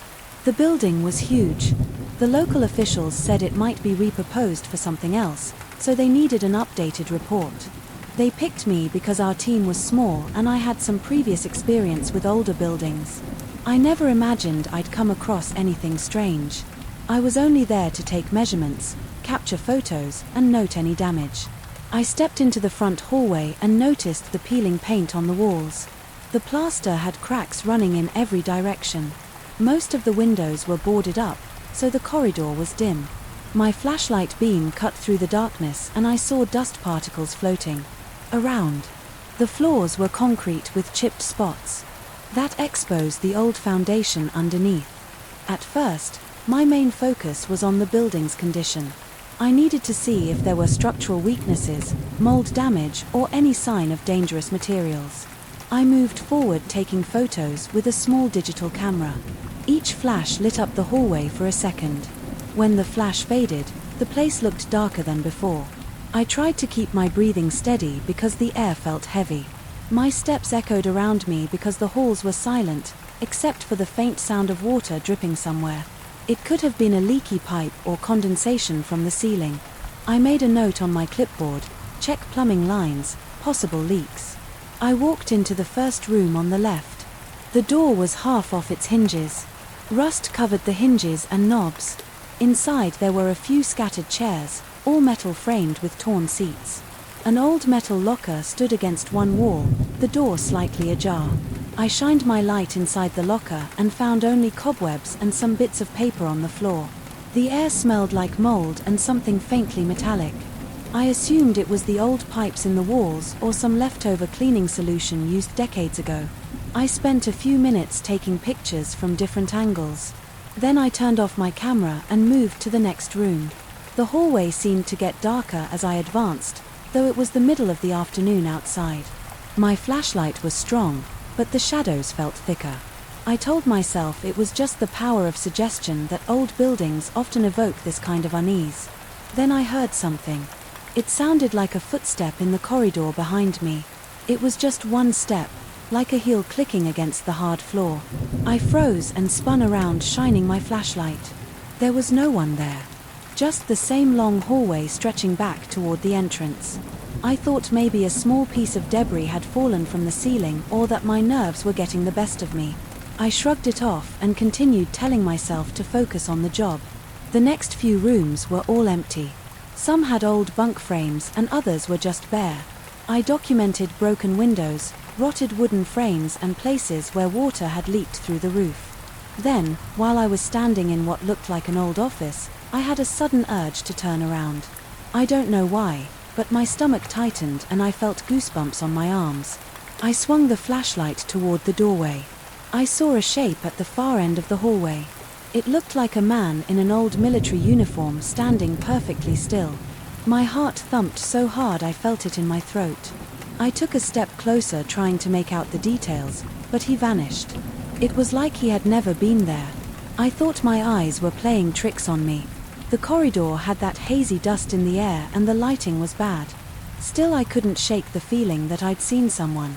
I walked out into the hallway and aimed my camera where I'd spotted the figure. I took several photos, hoping maybe the flash would reveal an intruder or at least reassure me. There was nobody there. When I checked the display, I just saw the empty corridor. It made me uneasy. I had no logical explanation for what I just seen, but I tried to remain calm. I said to myself, it's an old building. Sometimes you think you see movement in the corner of your eye. That's all. I continued down the hall, my footsteps echoing. Then I heard another sound, several footsteps in a row, as if someone was marching. They had a steady rhythm, 1, 2, 1, 2, and it was close enough for me to think someone was right behind me. I spun around again, shining the flashlight, every which way nothing. I checked every room near me, all empty. My pulse was racing and sweat was forming on my forehead. I wiped it away and decided to keep moving. I wanted to finish as quickly as possible. The tension in my body grew. Every time I took another photo or scribbled a note, my hands felt clammy on the pen and the flashlight. I kept hearing odd echoes. Sometimes it sounded like distant footsteps, other times like faint whispers. I couldn't tell if it was wind through the corridors or my mind inventing noises. About halfway through the inspection, I walked into a large room that looked like a common area or dining hall. The ceiling was higher there, with old light fixtures dangling by cords. Tables and benches were stacked against the walls.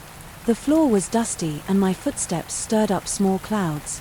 As I moved, I heard a drip of water somewhere near the far corner. The air felt even heavier in there. I took a few pictures of the cracked beams overhead. Then I heard the marching footsteps again. This time they sounded like they were coming from above, maybe from the second floor. The floor itself vibrated slightly, as though someone was really moving in a steady pattern. 1, 2, 1, 2. I felt a chill creep up my spine. There was no reason for anyone else to be in the building. The place had been locked up for years and I had the only key from City Hall. Still, the footsteps didn't stop for several seconds and then they vanished. I rubbed my neck and took a deep breath. I decided to check the second floor because ignoring it would only make me more nervous. The stairwell was narrow, with broken steps and a missing handrail in spots. I climbed slowly, one step at a time, shining my flashlight upward. The corners of the stairs were full of dust and spiderwebs. When I reached the second floor landing, I noticed the hallway was even darker than the one below. Most of the windows had boards or thick curtains that blocked out the light. My flashlight showed me a line of closed doors and more chipped paint. The air was stuffy. I walked to the first door on my right. The handle was stuck, so I pushed it hard. It opened with a loud creak. I panned the flashlight around the room. There were several CS, all covered in a layer of dust. Lockers stood against the walls, some with their doors open, others sealed shut by rust. I snapped some pictures and looked at the ceiling for any signs of water damage. Before I could finish, I felt a prickle on the back of my neck again. It was that same feeling of being watched. I turned around and saw the same shadow of a man on the wall near the doorway. My stomach flipped. The shadow didn't have any clear features. It was like the outline of a person's head and shoulders. I tried to shine my flashlight directly on it, but it faded. The moment the light hit that section of the wall, I backed away, my breath catching in my throat. Then I noticed something else. There was no one standing there to cast that shadow. The hallway behind me was empty. I decided to chase it, or at least see if there was some shape or object creating that silhouette. I stepped into the hallway, pointing my flashlight in every direction. The corridor was quiet except for my own breathing. I felt a pressure on my chest, like a weight pushing me back. I actually stumbled a bit, as though my body was telling me not to go any further. My hands started shaking and I gripped my flashlight to study them. My heart was pounding, but I felt a need to prove to myself that there was a logical explanation. I walked forward inch by inch, ignoring the tightness in my chest. The corridor seemed to stretch longer the further I went. I reached the spot where I thought the shadow had been. The wall was empty. I saw dusty plaster and some faint stains. No figure, no silhouette. Then I heard a sudden crash behind me. It made me jump and spin around so fast that I nearly dropped the flashlight. One of the lockers in the first room had fallen over. It was flat on the floor. I remembered it was standing upright. When I left, I entered the room again, my heart hammering. The locker looked old and heavy, and I couldn't figure out why it would tip over on its own. The windows were sealed. No wind was blowing through and I hadn't touched it. I tried to prop it back up and realized it was quite heavy. I couldn't do it without straining, and I doubted a slight shift in the floor would have caused that. I stepped back into the hallway and took a few more photos just to document the area. My nerves were shot by that point. I wanted to finish the inspection, but part of me thought about leaving right then. I still had a job to do, though, so I pushed forward. I checked a few more rooms. Each one was deserted and full of broken furniture. In one room I found a stack of old newspapers dated from the late 1960s. I took a quick photo for reference, thinking maybe the building's history would matter in my report. I turned a corner and saw another shadow on the wall shaped like a man standing with his back to me. This time my skin crawled. I tried to step closer, but again I felt that intense pressure on my chest. It was stronger than before, almost like an invisible barrier. I gasped for air and my heart pounded so hard I could hear it in my ears. I backed away and the feeling loosened when I looked at the wall again. The shadow was gone. At that point I decided I had enough information to at least draft a preliminary report. I headed back down the stairs on my way out. The corridor felt quieter, but I still sensed that presence, as though it was watching me leave. I heard faint footsteps a couple of times, like a single step or two, but they weren't as pronounced as before.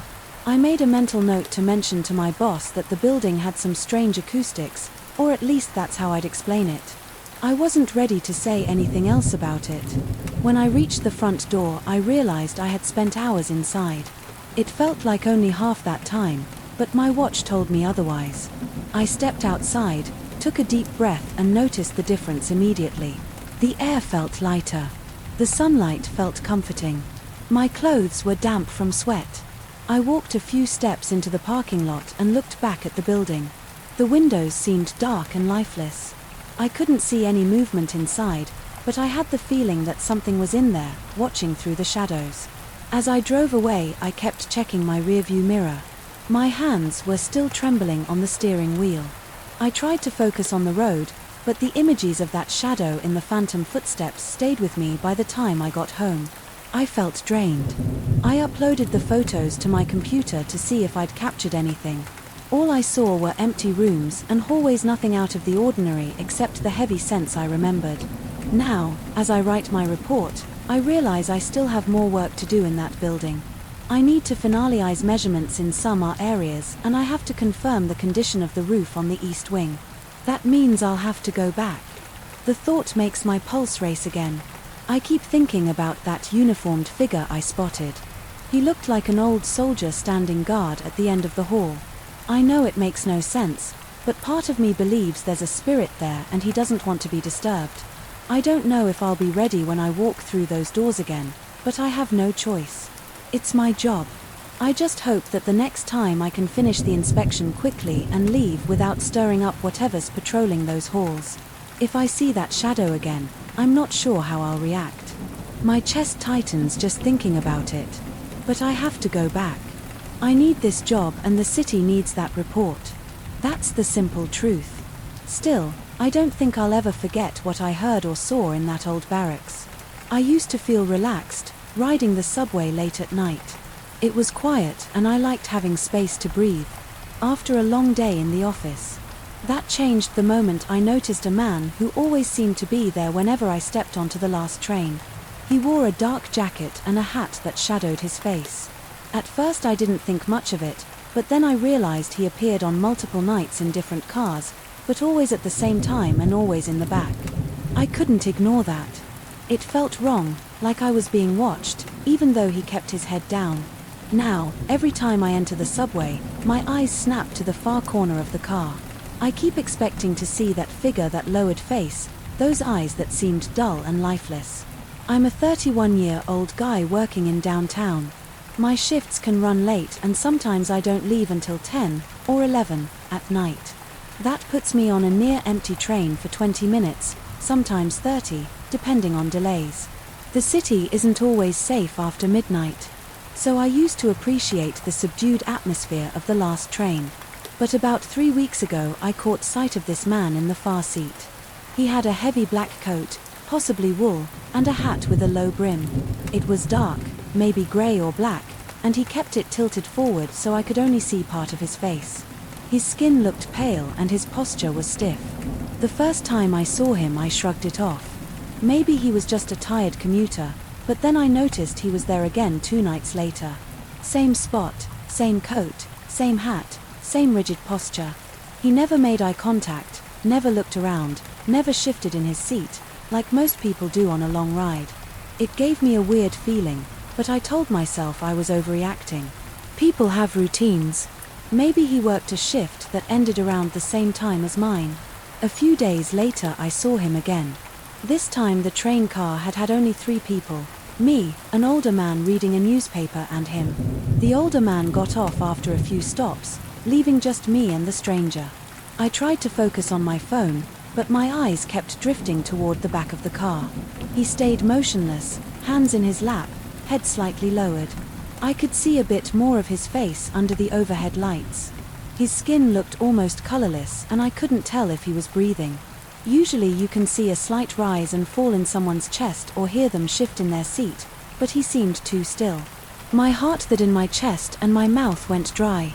I told myself to calm down. He wasn't doing anything threatening. He was just there. After a few more stops, I stood up to get off. My station is a minor one, not a major transfer point, so usually only a few people step off there late at night. I expected him to stay because I hadn't seen him move the entire ride, but as soon as the train doors opened at my station, I heard footsteps behind me. They were quick and sounded heavier than I expected. I felt my pulse pound faster. I tried to act normal and keep walking, but I glanced over my shoulder. He was there stepping onto the platform, head still tilted forward. I hurried up the steps toward the exit. The station was nearly empty and the overhead lights gave everything a pale, flickering look. When I turned around again, I couldn't see him. I scanned the platform, but he was gone. My body felt tense and I was sweating despite the chilly air. I hurried home, looking behind me more times than I want to admit. The next morning, I told a coworker about the weird guy. My coworker joked, maybe he's just some random dude with a bad fashion sense. You're freaking yourself out. For no reason I tried to laugh it off and focus on my tasks, but that night I had to stay even later. I caught the last train at around 11:30 p.m. I got on, and for the first few stops the car was empty. I started to relax, thinking maybe I'd made it all up in my head. Then, halfway through the ride, I glanced to the far end. He was there again, seated in the same corner, same hat, same coat, head down. My stomach tightened. I gripped the edge of my seat. The train rattled through the tunnels and I could hear the squeak of the metal rails echoing. I tried to steady my breathing. I didn't look his way for a while, but I felt like his head turned slightly in my direction. I kept my eyes forward, focusing on the dark window in front of me. I could see my reflection. Sweaty forehead, wide eyes, clenched jaw. I told myself to keep it together. After a few minutes, I stood up to wait by the doors because my stop was coming up. The overhead speakers announced the station, and then I hopped out. As soon as the doors slid open, I took 2 steps onto the platform and listened. I heard footsteps behind me again. They were soft, this time almost hesitant. I spun around. He stood on the platform looking right at me. I could see his eyes under the brim of the hat. They looked dull, grayish, almost like there was no light reflecting in them. He didn't speak. My chest felt tight and I broke into a fast walk toward the exit by the time I reached the turnstiles. He wasn't there. I spent the entire walk home checking behind me. I felt jumpy, like I expected him to pop out around every corner the next day at work. I searched online for any references to a mysterious passenger or strange subway sightings. I found a forum post from years back. A guy mentioned a man in a dark coat and hat who appeared on nearly empty trains late at night. The post was from someone claiming they saw him around my station, but there were no replies. I found another thread discussing eerie things on public transportation, but most of it was people telling ghost stories or sharing urban legends. There was one reply that said, I've heard about the man with no light in his eyes. If you see him often, it's a bad sign. That was it. No one gave details at work. I tried to shake it off. Maybe it was just a rumor or some local urban legend, but I couldn't ignore that. I'd seen something very similar. I started to wonder if I should switch lines or get off at a different station and walk, but that would be a longer route. At night I also considered that it might be a real person who was just messing with people. Maybe he noticed me noticing him and decided to scare me. Either way, I felt uneasy. The following night I decided to record a video if I saw him. I got on the train around 10:45 p.m. The car had a few people in it, a woman with headphones, a guy in a suit and a couple who looked half asleep. I scanned the seats and saw no sign of the man in the hat. The train left the station and I felt a small sense of relief, but a few stops later the couple left and the guy in the suit switched cars. The woman with headphones dozed off. I was alone, except for her. My nerves were on edge. My phone was in my hand, camera app open, ready to start recording. Every flicker of the overhead lights made my heart jump. Then, in the reflection of the door window, I saw him stand up in the far corner. I didn't even hear him come in. He must have boarded at a previous station when I wasn't looking. He was there wearing that same coat, hat tilted forward. My hands shook and I tried to hold my phone steady. I tapped the record button. I couldn't bring myself to turn around directly, so I aimed my phone behind me. The reflection in the door showed me his figure. The train lights flickered again and for a second I thought I saw his eyes. In the reflection, they looked grey and flat, like worn-out stones. He took one step toward me, then another. The woman with the headphones kept sleeping, unaware of anything happening. My breathing turned shallow. My throat tightened. My legs felt locked in place. I knew I should step off at the next station, but that was still a couple of minutes away. The train rocked and the overhead lights flickered more. I kept the phone raised, still recording. His steps were slow and deliberate. I heard them on the metal floor. Tap, tap, tap. I forced myself to turn around. I saw his face more clearly than ever. His skin wasn't just pale. It looked almost translucent, like he hadn't been in the sun for months. His eyes had no reflection us. Usually in a bright train car, you see some glint of light in a person's eyes. He had none. His lips were parted slightly, but he made no sound. My knees felt weak and my stomach churned. I pressed the emergency button next to the door, hoping an alarm would go off or a conductor would come. Nothing happened. Maybe it was broken, or maybe it doesn't function that way on this older train. I was alone with him and the woman who slept through everything. I took a few steps backward, heart hammering. Then the train pulled into the next station. I rushed out through the opening doors. I whipped around expecting him to follow, but the doors slid shut. I saw him inside, just staring in my direction. The train pulled away and he vanished into the tunnel. I exhaled and realized I was sweating so much. My shirt stuck to my back. My phone was still in my hand recording. I stopped the recording and hurried out of the station. I felt the cool night air hit my face and it helped steady me a bit. I checked the video later in my apartment, but it showed nothing except an empty seat behind me. The reflection I thought I saw was gone. He didn't appear on camera. There was no audio, no footsteps, no flicker of movement. It was like I had recorded an empty train car. Over the next few days I rode the subway with my phone, always ready. Sometimes I wouldn't see him. At all other times he would show up and sit at the far end, not moving or making a sound. I tried to capture some proof or show a coworker, so they'd believe me, but every time I recorded I got nothing but empty seats or fuzzy frames. It was starting to wear on me. I wasn't sleeping well because every time I closed my eyes I pictured his lifeless gaze. One night I left work around midnight. I decided to take an alternate route that involved a short walk through a busier street. The walk took me about 15 minutes. Out of my way I got on a different subway line, hoping it would help. The car was mostly empty. Just a few people scattered around, the doors closed and I settled into a seat, relieved that I didn't see the man anywhere. Then, at the next station, the doors opened. A few people got off and a tall figure wearing a dark coat stepped on. He kept his head down, hat covering most of his face. My chest tightened. He took a seat at the opposite end, but I knew it was him. He didn't look at me, but I felt a cold sensation in my chest like a jolt of pure fear. I got off 2 stops early. I stood on the platform listening for any sign of him. The train pulled away and I saw him through the window. He was standing by the door, staring out at me from inside the car. I caught the shape of his eyes again. They still had that dim, colorless quality. He raised his hand slightly as though he was acknowledging me. Then he disappeared as the train moved on. When I finally made it home, I locked my door and double-checked all the windows. My breathing was rapid and my muscles HDHD from tension. I realized I'd been clenching my jaw so hard. My teeth hurt. I got a glass of water and just stood there in the kitchen thinking about what to do. Should I talk to the subway attendants, report him to the police? But what would I say? That a guy with weird eyes keeps showing up on my train, that I recorded him but he doesn't appear on camera, sounded crazy. I didn't even have a clear name or face, just a strange silhouette and those eyes. Now, every night I scan each subway car. Before I step in, I check the corners. First, if I see a tall figure in a dark coat and hat, I'll switch cars.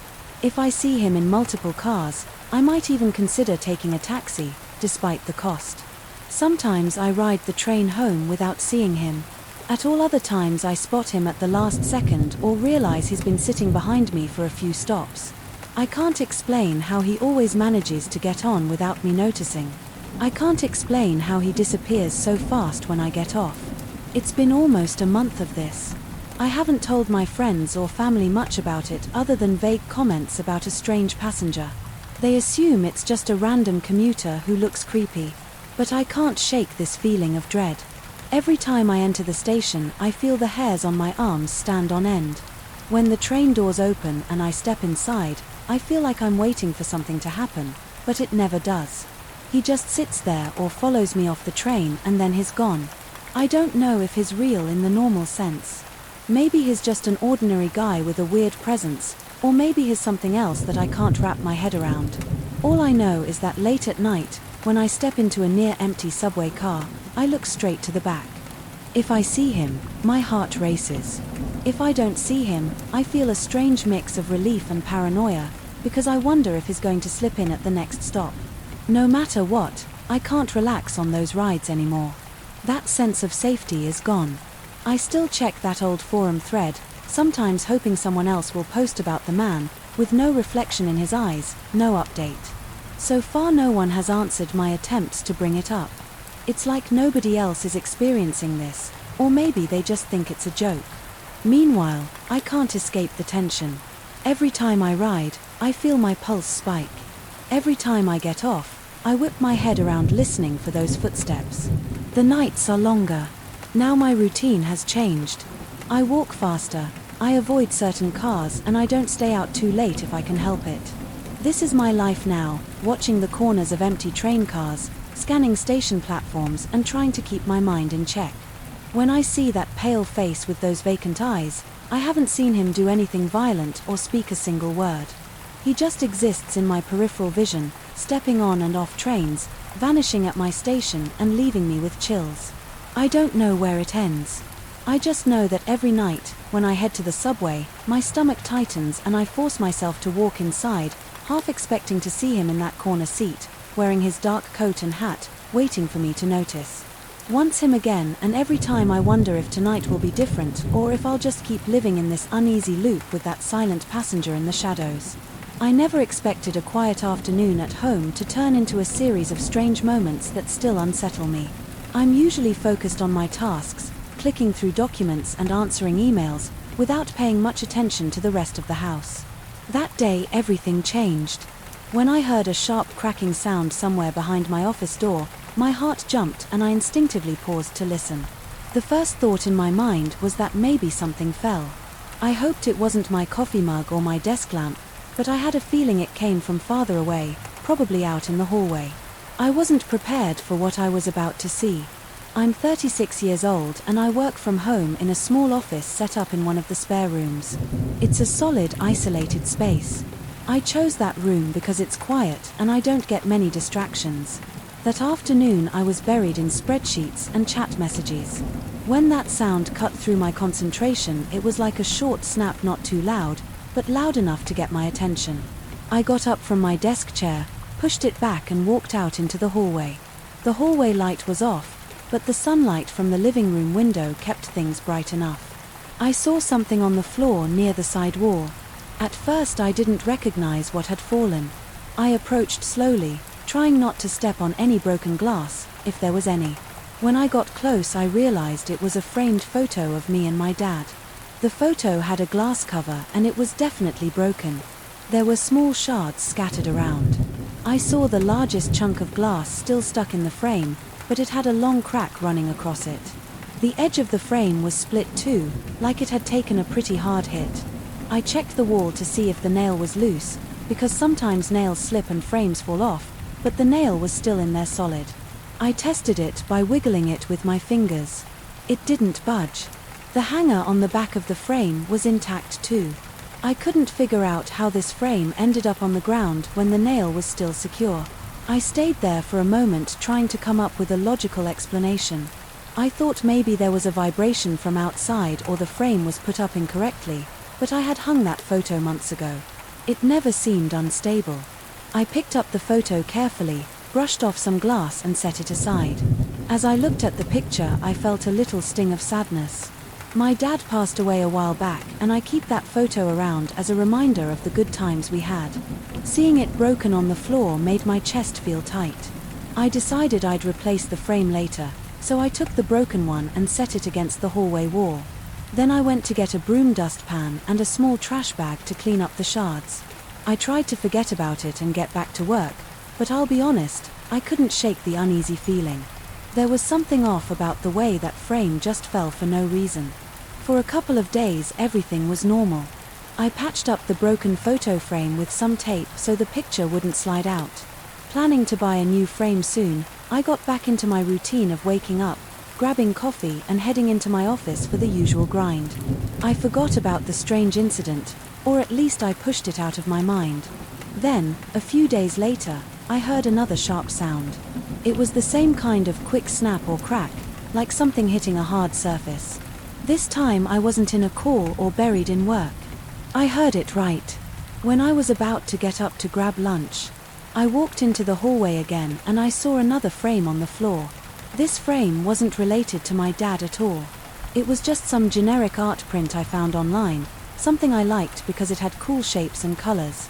This time the glass wasn't shattered, but the frame was definitely cracked at one corner. Again I checked the nail and again I found it was still firmly in place. The hanger on the back of the frame wasn't broken. It made no sense. I stood there feeling a weird mix of confusion and irritation. I felt the same nervous energy rising in my chest. I couldn't figure out a reason for these frames to fall, especially two, in such a short span of time. I was picking it up off the floor when I felt this strange sensation behind me. It was like someone walked past in the hallway, brushing my shoulder lightly, I swear. I felt a quick movement in the air and I got a sudden chill that spread over the back of my neck. My hair stood up and I froze. I looked around, but there was nobody there. My house was empty. I just stood still trying to steady my breathing. I tried telling myself it was the breeze from somewhere, but I knew the windows were shut. I don't keep them open during the day, especially in that hallway. I shook it off and carried the frame into my office, deciding I'd repair it if I could, or just toss it. My mind was busy with all sorts of thoughts. I wondered if something was messing with me. Maybe the house had some structural issue causing the frames to slip. But the nails were secure and the frames didn't seem like they had any obvious damage before they fell. The entire thing was unsettling. That night I stayed up late to finish some work. My office has only one small window and at night it gets pretty dark. I rely on the overhead light and a desk lamp. When I get deep into a project I sometimes forget how late it is around 1:00 am and I noticed I was getting some glare on my computer screen from the overhead light, so I turned it off. Leaving only the desk lamp on the screen was easier to read that way, but the rest of the room was in shadows. I was typing up notes when I noticed a flicker on my monitor. At first I thought it was just my eyes adjusting, but then I saw what looked like a quick reflection on the screen.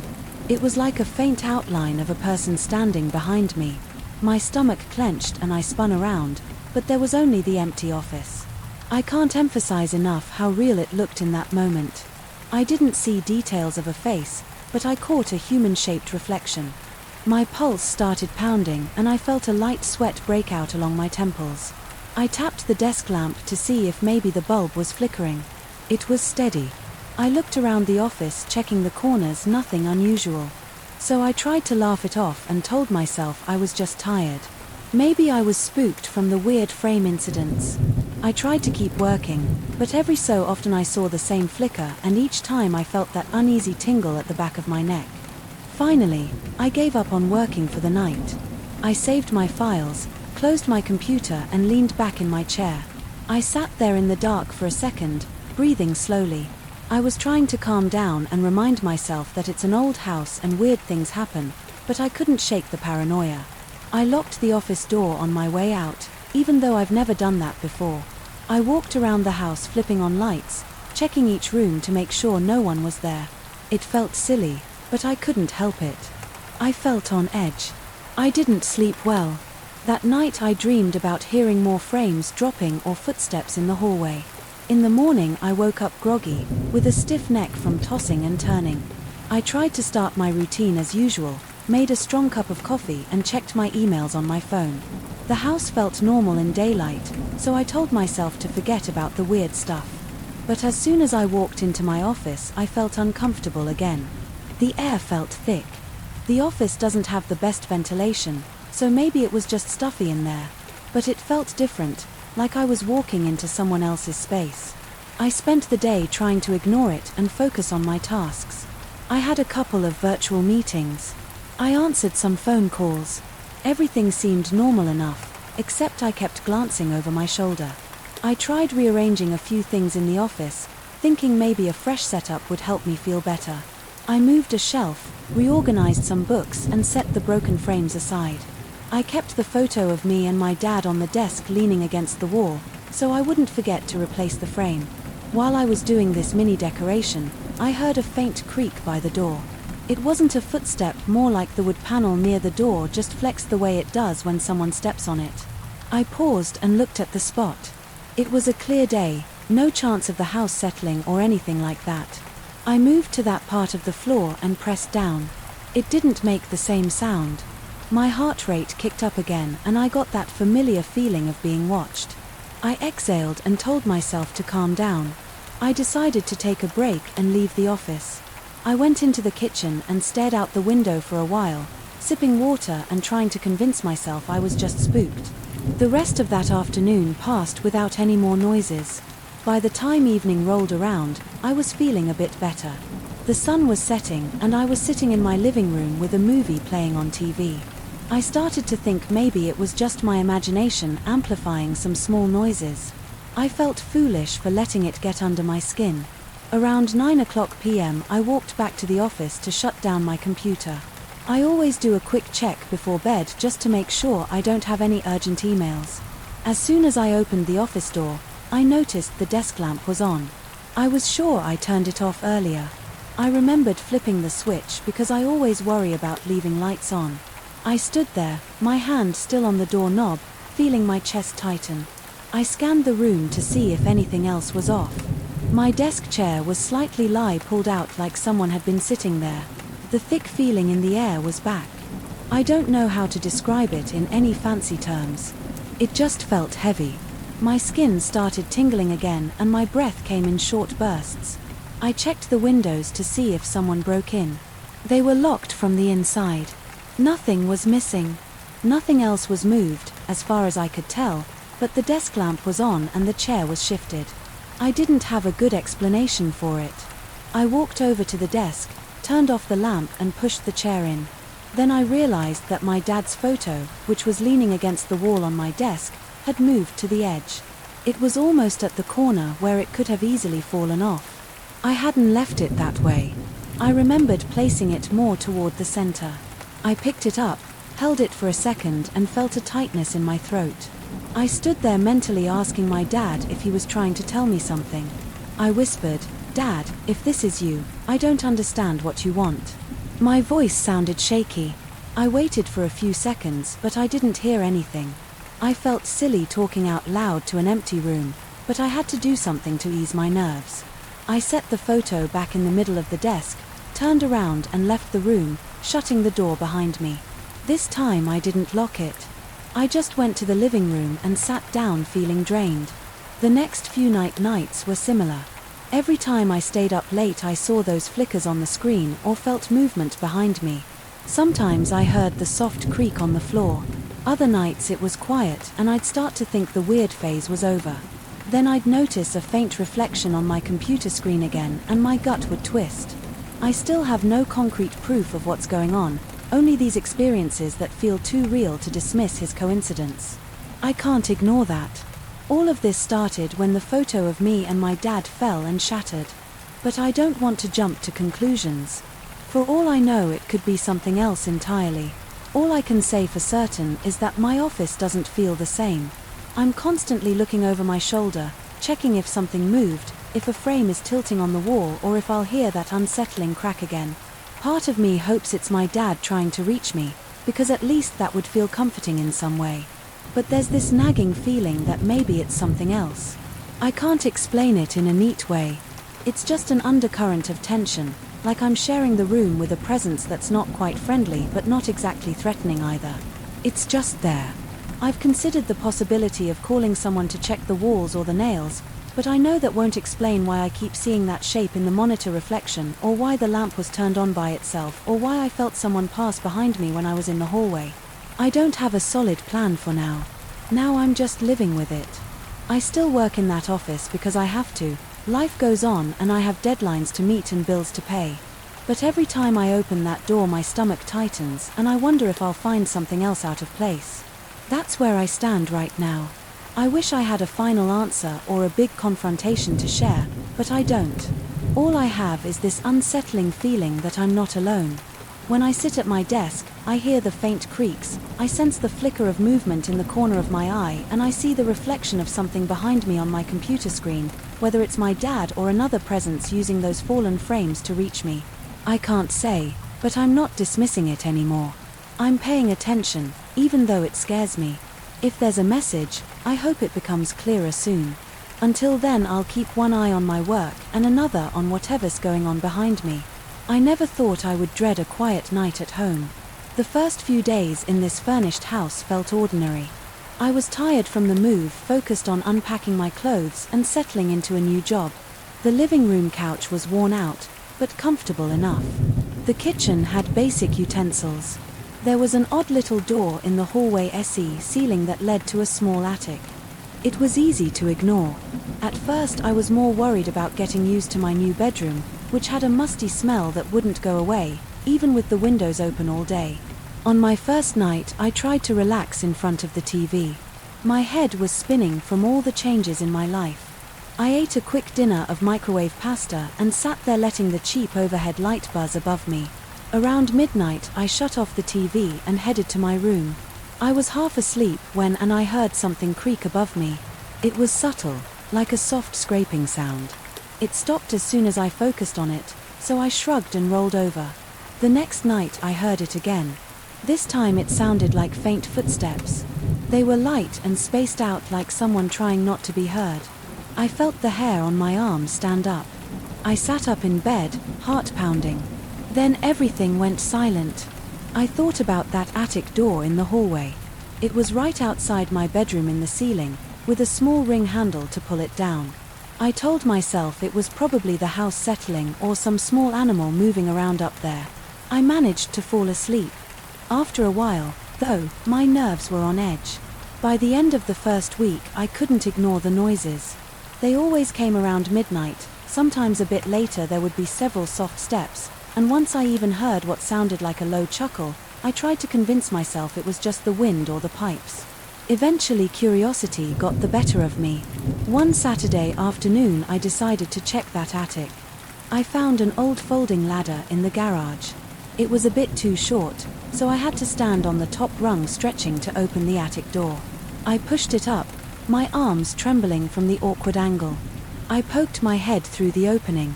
A musty smell of stale air dust and something else, maybe old fabric or paper, hit me.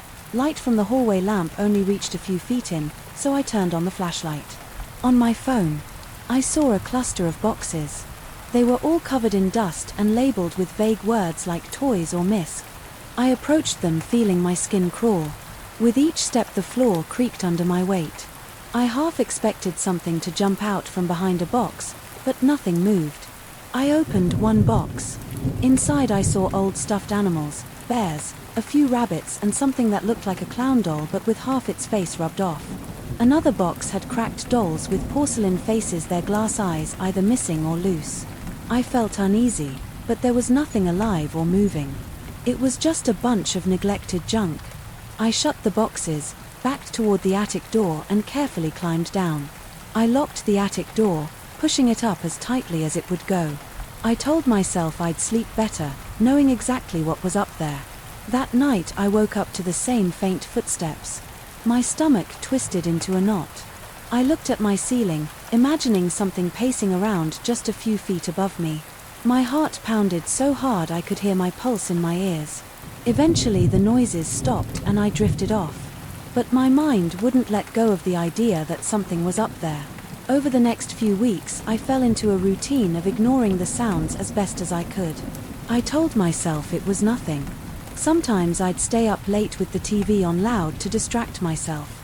Other times I'd sleep with headphones playing music to drown out the attic. But no matter what I did, I couldn't shake the feeling that I was being watched. I noticed little details that made me uneasy. The hallway below the attic door always felt a bit colder. The door itself looked crooked some mornings, like it had been jostled a few times. I found the ring handle in a different position, but I convinced myself that was just my imagination. One night something changed. I was dozing off when I heard a gentle thump on the attic door. It sounded like someone knocking lightly from inside. I jolted upright in bed, adrenaline flooding my veins. My breath caught in my throat and I stared at the ceiling. Another knock came, followed by a scraping sound, as if the door was pushed up an inch and then dropped back in place. I didn't move. I felt sweat forming on my forehead and my heart pounded so fast it hurt. In that moment I wanted to scream, but I just lay there. After a few minutes the knocking stopped. I turned on my lamp, feeling my hand tremble on the switch. I barely slept. The next morning I stood under that attic door staring at it. I had a stinging scratch on my back where I twisted around in bed during the night. It hurt.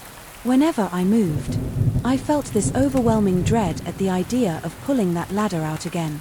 I didn't want to see if the boxes had been moved or if something was waiting up there. I ran through all the possibilities in my head. Could it be some wild animal? Could someone be secretly living up there? The house was old and I didn't know its history. Maybe a previous tenant forgot to mention something, but I'd seen no evidence of a person, just dusty boxes and old toys. Despite my fear, I forced myself to check the attic again. I did it on a Sunday afternoon when the sun was high and the house felt brighter. I set up my ladder, climbed up and pushed the door open. This time I felt a wave of anxiety wash over me, making my stomach churn. I peeked inside and saw the boxes in the same position as before. The musty smell was still there. I moved farther inside, shining my flashlight on the floor and walls. Dust motes floated in the beam of light. My breathing felt heavy. Each time the attic floor creaked, my heart rate jumped. I opened one of the toy boxes again. The stuffed animals were in the same spot, but I noticed one of the smaller bears on top looked different. Its head was turned to the side, staring toward the attic door. That made my blood run cold. I wasn't sure if I was remembering its position incorrectly or if it had somehow moved. I backed away, keeping my eyes on that bear. I checked the other boxes. The creepy porcelain dolls were also in the same box, though one seemed to be missing. A hand that I could have sworn was there. Before my stomach tightened, I couldn't handle being there anymore. I hurried back, climbed down the ladder and shut the door. My fingers were shaking so much that I almost slipped off the last rung. At night the knocking continued. Sometimes it was just one faint tap. Other times it sounded like a slow, deliberate series of knocks spaced out by several seconds. Each time I felt my throat tighten. The pain in my back got worse because I kept jolting awake and twisting. I tried to cover the attic door with tape around the edges, hoping it would at least keep it from opening. The next morning I found the tape peeled back on one side, as if pried from within. My hands were cold. When I discovered that I almost walked out and left the house for good, but I had nowhere else to go, I started sleeping in the living room, curled up on the couch. The footsteps still echoed above me, though they seemed more distant there. But that night I felt a thud vibrate through the living room ceiling. It was a heavy impact, like a box dropping or someone jumping. I shot up from the couch, heart hammering, and stared at the ceiling. Silence followed. My skin tingled and I realized I was sweating. I wanted to call the police, but what would I say? I think there's a ghost or a mysterious intruder in my attic who moves toys around. They'd think I was nuts. A few days later I started noticing small items around the house were out of place. A framed picture of the previous tenant, an older photo that came with the furniture was tilted. My coffee mug was on the table when I remembered leaving it by the sink. The sense of not being alone grew stronger each day. I'd walk into a room and feel a chill like a draft crossing my skin. I heard faint movements behind the walls. The heating and cooling system wasn't new, so I tried blaming it on that. But deep down I knew it was something else. One night I dreamed that the attic door opened on its own.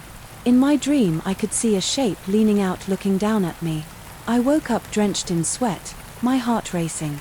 I stared at the dark hallway, half expecting to see the door hanging open. It was shut, but I couldn't bring myself to go check. I lay awake until sunrise, every muscle tense. I had to do something. I decided to clear out the attic entirely. I thought if I removed those old boxes and maybe threw them away, the noise might stop. One Saturday morning I forced myself up there again. I wore a thick hoodie, jeans, and gloves. I grabbed a stack of empty trash bags. My plan was to bag everything up and leave it on the curb. As I entered the attic, the silence pressed down on me. My breath sounded too loud. I began with the box of stuffed animals, shoving them into a bag one by one. Some of them were missing eyes. Others had torn limbs. They smelled musty and felt sticky with age. I moved to the dolls. Their blank stares made me shiver, but I threw them in without hesitation. Their porcelain faces clinked against each other. It made a sharp noise that echoed in the small space. I didn't like the way their eyes seemed to glisten in the flashlight beam. I glanced at each box. They were mostly filled with old board games, broken plastic toys, and random bits of clothing. I worked fast, my legs trembling each time the floor creaked. Suddenly the attic door shifted behind me. I heard the scraping noise again. My heart pounded in my ears. I whipped around, shining my flashlight. The door was still closed, but it had moved slightly, letting in a bit more light. I swallowed hard, forcing myself to continue. I stuffed the last toy into a bag, tied it tight and dragged it to the opening. It was heavier than I expected. I puffed and shoved it onto the hallway floor below. While I was moving the second bag, I heard a soft shuffling sound from the corner of the attic. My breath caught. I froze. I pointed my flashlight at the corner, but I saw nothing, just more dusty floorboards. My forehead was damp with sweat and my pulse hammered at my temples. I had to finish. I grabbed the second bag, dumped in the last few items, and hurried to the door. I climbed down, nearly slipping on the ladder, and pushed the attic door shut behind me. I pressed against it until I heard it latch. Then I stood there, heart racing, leaning against the wall. I felt relief mixed with lingering dread. I carried those trash bags outside, tossing them near the sidewalk. The sun was shining and the day felt too normal for what I had just gone through. My arms were shaking. I went back in, took a shower, and tried to calm down that night. I waited for the usual sounds. Nothing happened. I went to bed in my own room for the first time in days, my body tense.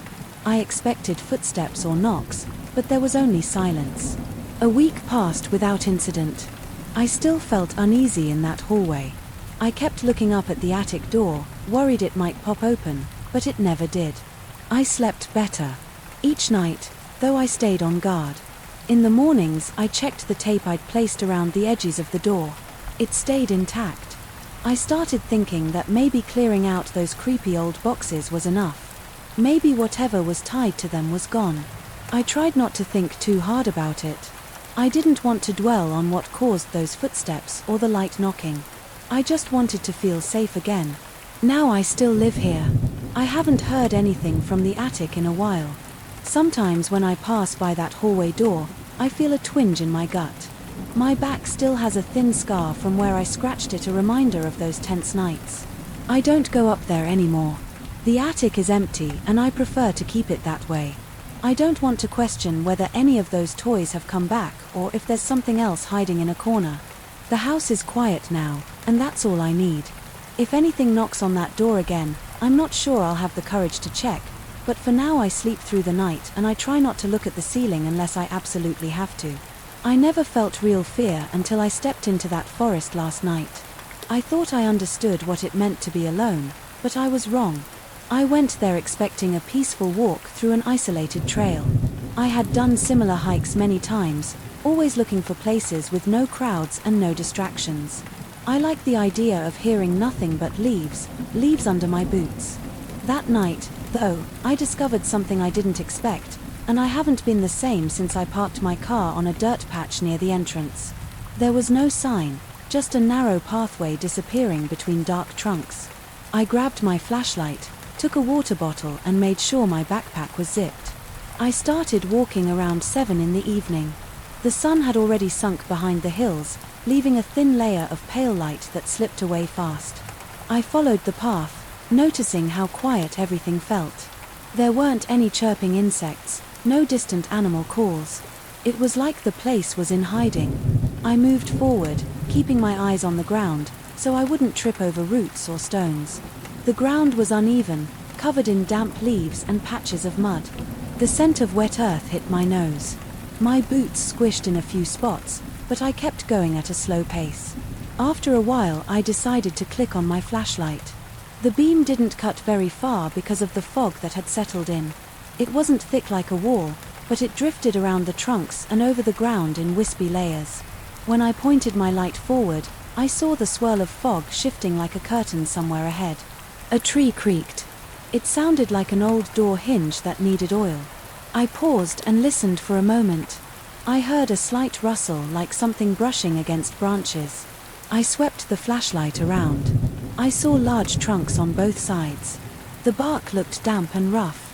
The branches twisted in weird angles, some bending low to the ground, some sticking out like broken arms. I felt a chill on my neck, but I couldn't tell if it was the breeze or just nerves. I kept walking. My breathing got heavier.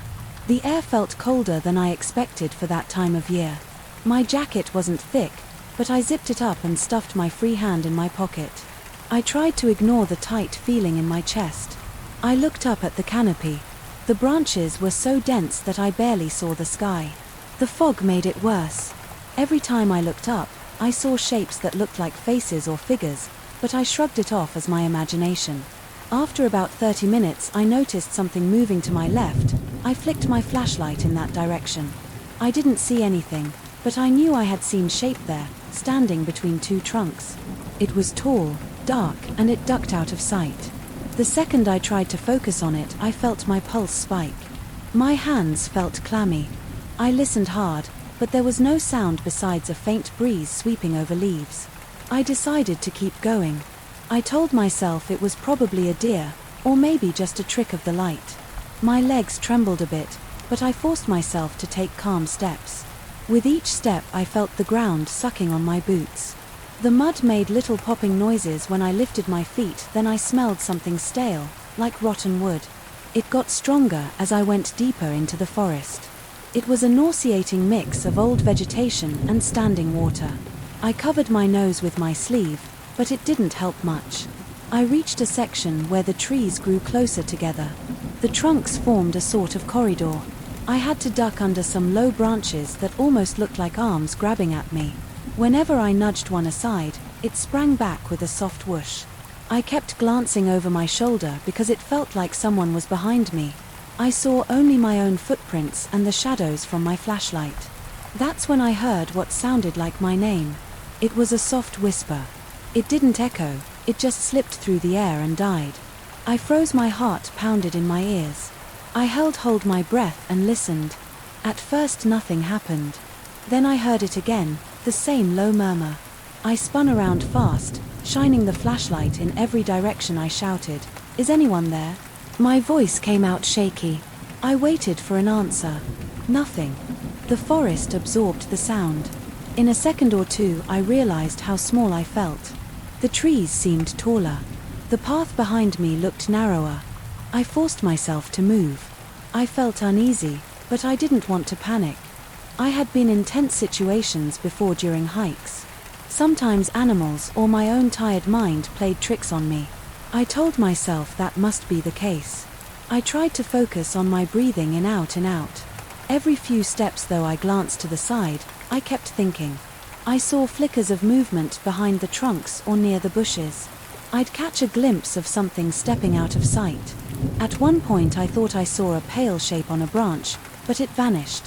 When I looked directly at it, the wind started to pick up. It made a low howl passing through the branches like a whistle. The branches rattled together, making a clacking sound. Some leaves fluttered across the trail, brushing against my legs. My flashlight started to flicker. I tapped it a few times until it stabilized. Then I saw a shape ahead.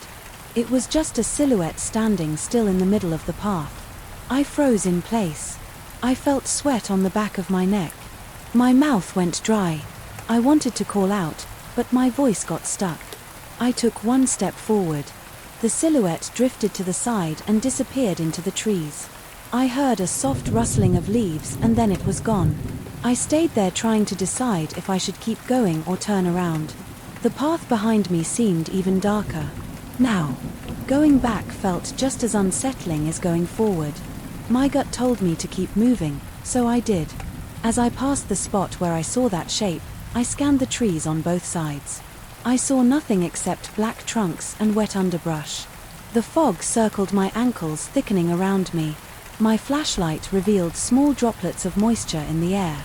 My breathing sounded loud to my own ears. I heard the pounding of my heart. My legs started to feel heavy, like I was fighting gravity. The deeper I went, the more I felt that the forest was closing in. The path seemed narrower. Branches brushed my shoulders, moss dangled from the higher limbs like clumps of hair. The smell of rot intensified. I spotted mushrooms clinging to the base of some trunks. They looked pale and bulbous. I tried not to step on them because they seemed swollen and easy to burst. I caught myself muttering, "This place is messed up." My voice sounded odd. In the silence, I realized I was talking just to fill the emptiness. My breath came out in short bursts. My stomach was tense. The hair on my arm stood on end. I clenched the flashlight so hard my knuckles hurt. Then the wind blew again, making the trees sway. The creaking got louder, almost like moaning. I heard a crunch behind me. I whipped around and pointed the light. I saw only a cluster of ferns, but I could have sworn something moved there. My pulse pounded in my throat. I took a step toward that spot, shining the beam slowly from left to right. Nothing moved. I was sure I had heard a footstep. The sound was too heavy to be just a branch falling or a small animal scurrying. I stood still, waiting. The silence stretched out. The only sound was the wind fading away. I decided I had to pick up the pace. I started walking faster, almost jogging. My boots smacked the dirt and leaves, sending echoes around me. My chest tightened. With each step my ears rang with the sound of my own footfalls. When I looked up, I saw the twisted branches overhead. They seemed to shift whenever my flashlight beam moved. At times I thought I saw them forming shapes that resembled faces with open mouths, but I refused to stare too long. I heard another whisper of my name, this time from the right. My skin prickled. I mumbled to myself, "That's not real, that's not real." But I couldn't shake the feeling that something was calling me. Then I heard it again, closer. My heart thumped so hard. I felt it in my temples. My stomach cramped with tension. I turned my flashlight in that direction, but the beam landed on thick undergrowth. There was a break in the bushes, just wide enough for something to stand behind them. I tried to see if there were footprints, but the leaves and mud made it impossible to tell. I remember thinking, I need to get out of here. I turned back to the path and started moving faster. My breath came in gasps. My lungs felt cold. With each inhale, the gloom made it hard to see any further than a few yards. Even with the flashlight, the trail itself looked more like a series of small clearings between the trees. Every time I found a clearer space, I saw shapes sliding away at the edges of my vision. I couldn't make out faces or clothes, just outlines that didn't match the trees or the ground. After a while I noticed a change in the air. The wind stopped. The silence wrapped around me so hard that I could hear my heartbeat. I slowed down, worried that if I made too much noise, something would jump out. I stepped carefully over roots. My back tensed up, my shoulders HDHD from the stress. I kept swallowing because my mouth felt so dry. Then the path curved and I saw a fallen trunk blocking most of the way. It was covered in moss and it looked damp.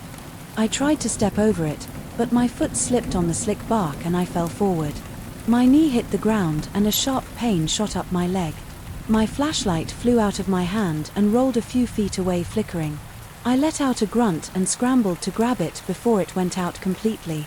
My palms got coated in wet leaves. I pointed the flashlight around me while still on my hands and knees. That's when I heard shuffling behind me, like something moving closer. My heart slammed against my rib cage. I twisted around with the light, but I didn't see anything. I got to my feet, ignoring the ache in my knee. My pants were smeared with mud. I wiped my hands on them, but they stayed slippery. I climbed over the trunk on the other side. The trail looked a bit wider, but the fog had thickened. I saw shadows drifting in front of me, but it was hard to tell if they were trees or something else. I forced one foot in front of the other. My mind raced with questions. Was someone messing with me? Did I stumble into a place I wasn't supposed to be? I couldn't figure it out, but I felt the weight of an unseen gaze on me. The forest seemed to breathe. I heard a soft, rhythmic sound like a steady inhale and exhale. I realized it might just be my own breath, but it felt louder, like it came from the trees around me. My head started to pound. I told myself to stay calm, but that was almost impossible. My heart wouldn't slow down. As I walked, I noticed the branches again. They curved at odd angles as if they were leaning toward me every now and then a breeze would brush past. Carrying that rotten smell, my nostrils flared in disgust.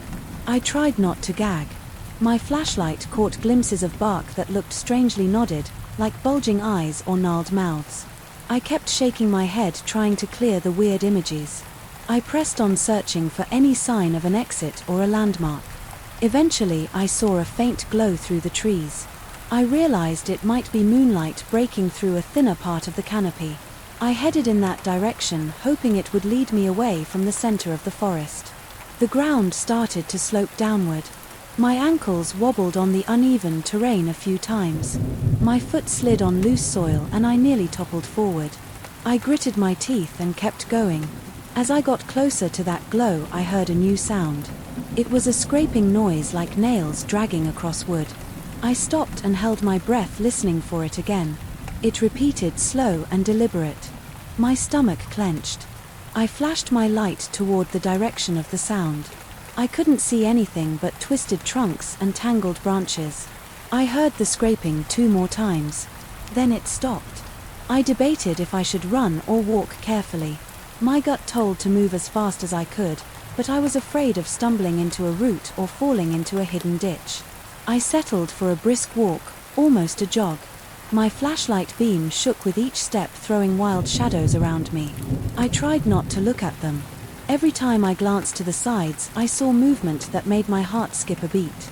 I kept going downhill until I reached a flatter area. The trees parted a bit and I saw a hint of moonlight shining on a cluster of boulders. I stepped over to them, searching for any clear path out. That's when I heard my name whispered again right in my ear. I jerked around, swinging the flashlight behind me. My lungs seized. There was nobody there, just open space and mist. I felt a cold sweat breaking out on my forehead. My hands shook so badly that the flashlight beam wobbled. I stood there panting, trying to pull myself together. I decided to keep moving. I realized that if I stopped I might lose my nerve completely. I circled around the boulders and found a narrow passage that led past them. The moonlight was stronger here, so I switched off my flashlight to save the battery. The ground was rocky but more solid than before. I followed that moonlit route, stepping carefully. My eyes adjusted to the dim light. I still felt that pressure all around me, like the forest was leaning in to watch. After a few minutes, I saw a break in the tree line. Beyond it, I spotted open space. My chest loosened a bit. I hurried forward, ignoring the throbbing in my knee. A few branches scratched my arms as I squeezed past. I smelled the fresh air and felt a hint of relief. When I stepped through the final line of trees, I found myself on a slope covered in low brush. Down below I saw the faint outline of the dirt road where I had parked my car. It looked far away, but the sight gave me a surge of hope. I started down that slope, slipping a couple of times on loose stones. The last thing I noticed before leaving the forest behind was a soft sound, like a hushed laughter. I stopped just long enough to look back. The tree line was dark and the fog drifted along the trunks.